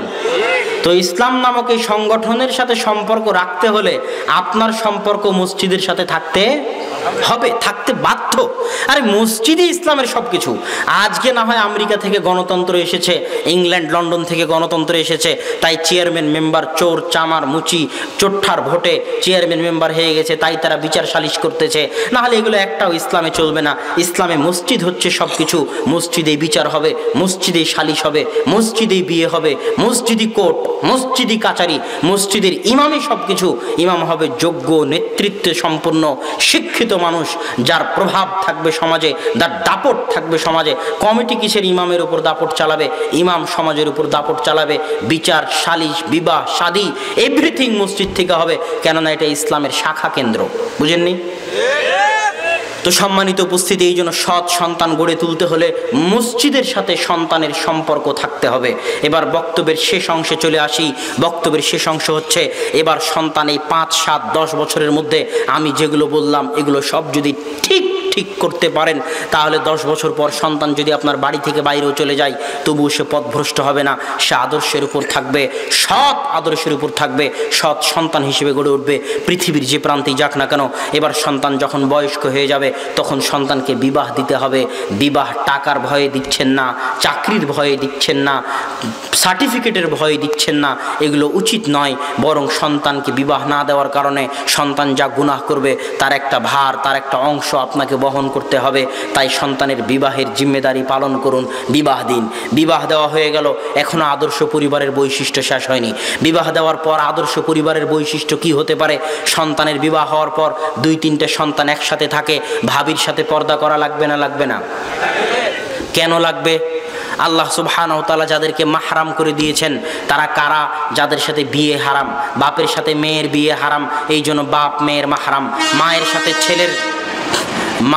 ছেলের বিয়ে হারাম, এই জন্য ছেলে মায়ের মাহরাম। কিন্তু আপনার ভাই যাকে বিয়ে করেছে, আপনার ভাই আজ যদি তাকে তালাক দেয়, ইদ্যত পালনের পর আপনি তাকে বিয়ে করতে পারবেন। বুঝতে পারেননি মনে হয়। আপনার চাচা যাকে বিয়ে করেছে, আপনার চাচা যদি তালাক দেয় আপনি ইদ্যত পালনের পর আপন চাচিকে বিয়ে করতে পারবেন। আপনার মামা যাকে বিয়ে করেছে, আপনার মামা যদি আপনার মামিকে তালাক দেয় ইদ্যত পালনের পর আপনি বিয়ে করতে পারবেন। এই জন্য যাদের সাথে বৈবাহিক সম্পর্ক জায়েজ তাদের থেকে পর্দা রক্ষা করতে হবে। পর্দার মধ্যে আত্মমর্যাদা আছে, পর্দার মধ্যে আত্মসম্মান আছে। আর যার মধ্যে পর্দা নাই তার মধ্যে দিয়াতা আছে। দিয়াতা মানে বুঝেন? শুকুর হচ্ছে দায়ুস। শুকুরের মধ্যে দিয়াসা আছে, শুকুর হচ্ছে দায়ুস। শুকুর কি করে? শুকুর আরেক শুকুরের পিছন থেকে, পার্শ্ব দেশ থেকে, পশ্চাৎ দেশ থেকে চেটে গু খায়। এটা শুকুরের স্বভাব। এই জন্য যারা শুকুরের গোস্ত খায়, যাদের রক্তে শুকুরের রক্ত থাকে, তাদের সামনে যদি তাদের ছেলে মেয়ে বউয়ের সামনে আরেকজন যদি জেনাও লিপ্ত হয় প্রকাশ্যে, তবুও কোনো প্রতিক্রিয়া তার শরীরে হয় না, কেননা তার শরীরে শুকুরের রক্ত প্রবাহিত আছে। সে এখন দায়ুস হয়ে গেছে, তার মধ্যে আত্মমর্যাদা নাই, আত্মসম্মান নাই। আর যে মোহরানা দিয়ে বিয়ে করেছে, যার রক্তে শুকুরের রক্ত নাই, যার রক্ত পুজ হয়ে যায়নি, যে এখনও মনে করে সে মুসলমান আর মোহরানা দিয়ে বিয়ে করেছে, নিজের বউকে নিজে খাওয়ায়, নিজের মেয়েকে নিজে খাওয়ায়, তার বউ তার মেয়ে যদি পর্দা না করে আর এটা যদি তাকে একটুকু সহ্য না হয়, একটুকু কষ্ট না হয়, তাহলে সে এখনো আদর্শবান আত্মমর্যাদা সম্পূর্ণ পুরুষ হতে পারেনি। এই জন্য বাড়িতে পর্দার হেফাজত করতে হবে। কেননা রাসূল সাল্লাল্লাহু আলাইহি সাল্লাম বলেছেন, লা ইয়াদখুলুল জান্নাতা দায়ুস, দায়ুস জান্নাতে প্রবেশ করবে না। যে বাড়িতে পর্দা রক্ষা করতে পারে না সে জান্নাতে প্রবেশ করবে না, যে বাড়িতে পর্দা রক্ষা করতে পারে না সে জান্নাতে প্রবেশ করবে না। এবার তারপরের কাজ কি হবে? বিবাহ শাদী দিয়ে দিয়েছেন, বিবাহ শাদীর পর বাড়িতে দুই ভাই মিলে থাকে। এখন পরিবার কোনটা পরিবার? আপনার পরিবার আপনার ভাইয়ের পরিবার নয়, ভাইয়ের পরিবার আলাদা, আর এক ভাইয়ের পরিবার আলাদা। আপনি, আপনার স্ত্রী, আপনার ছেলে মেয়ে এবং আপনার বাপ মা এক পরিবার। দুই ভাই মিলে কোনোদিন এক পরিবার নয়। এই জন্য দুই ভাই একসাথে থাকার যে চিন্তা, এই চিন্তা ইসলাম সমর্থন করে না। বিবাহের পর সবাই আলাদা আলাদা, এটাই ইসলাম সমর্থন করে। সবার পরিবার আলাদা, এটাই ইসলাম সমর্থন করে।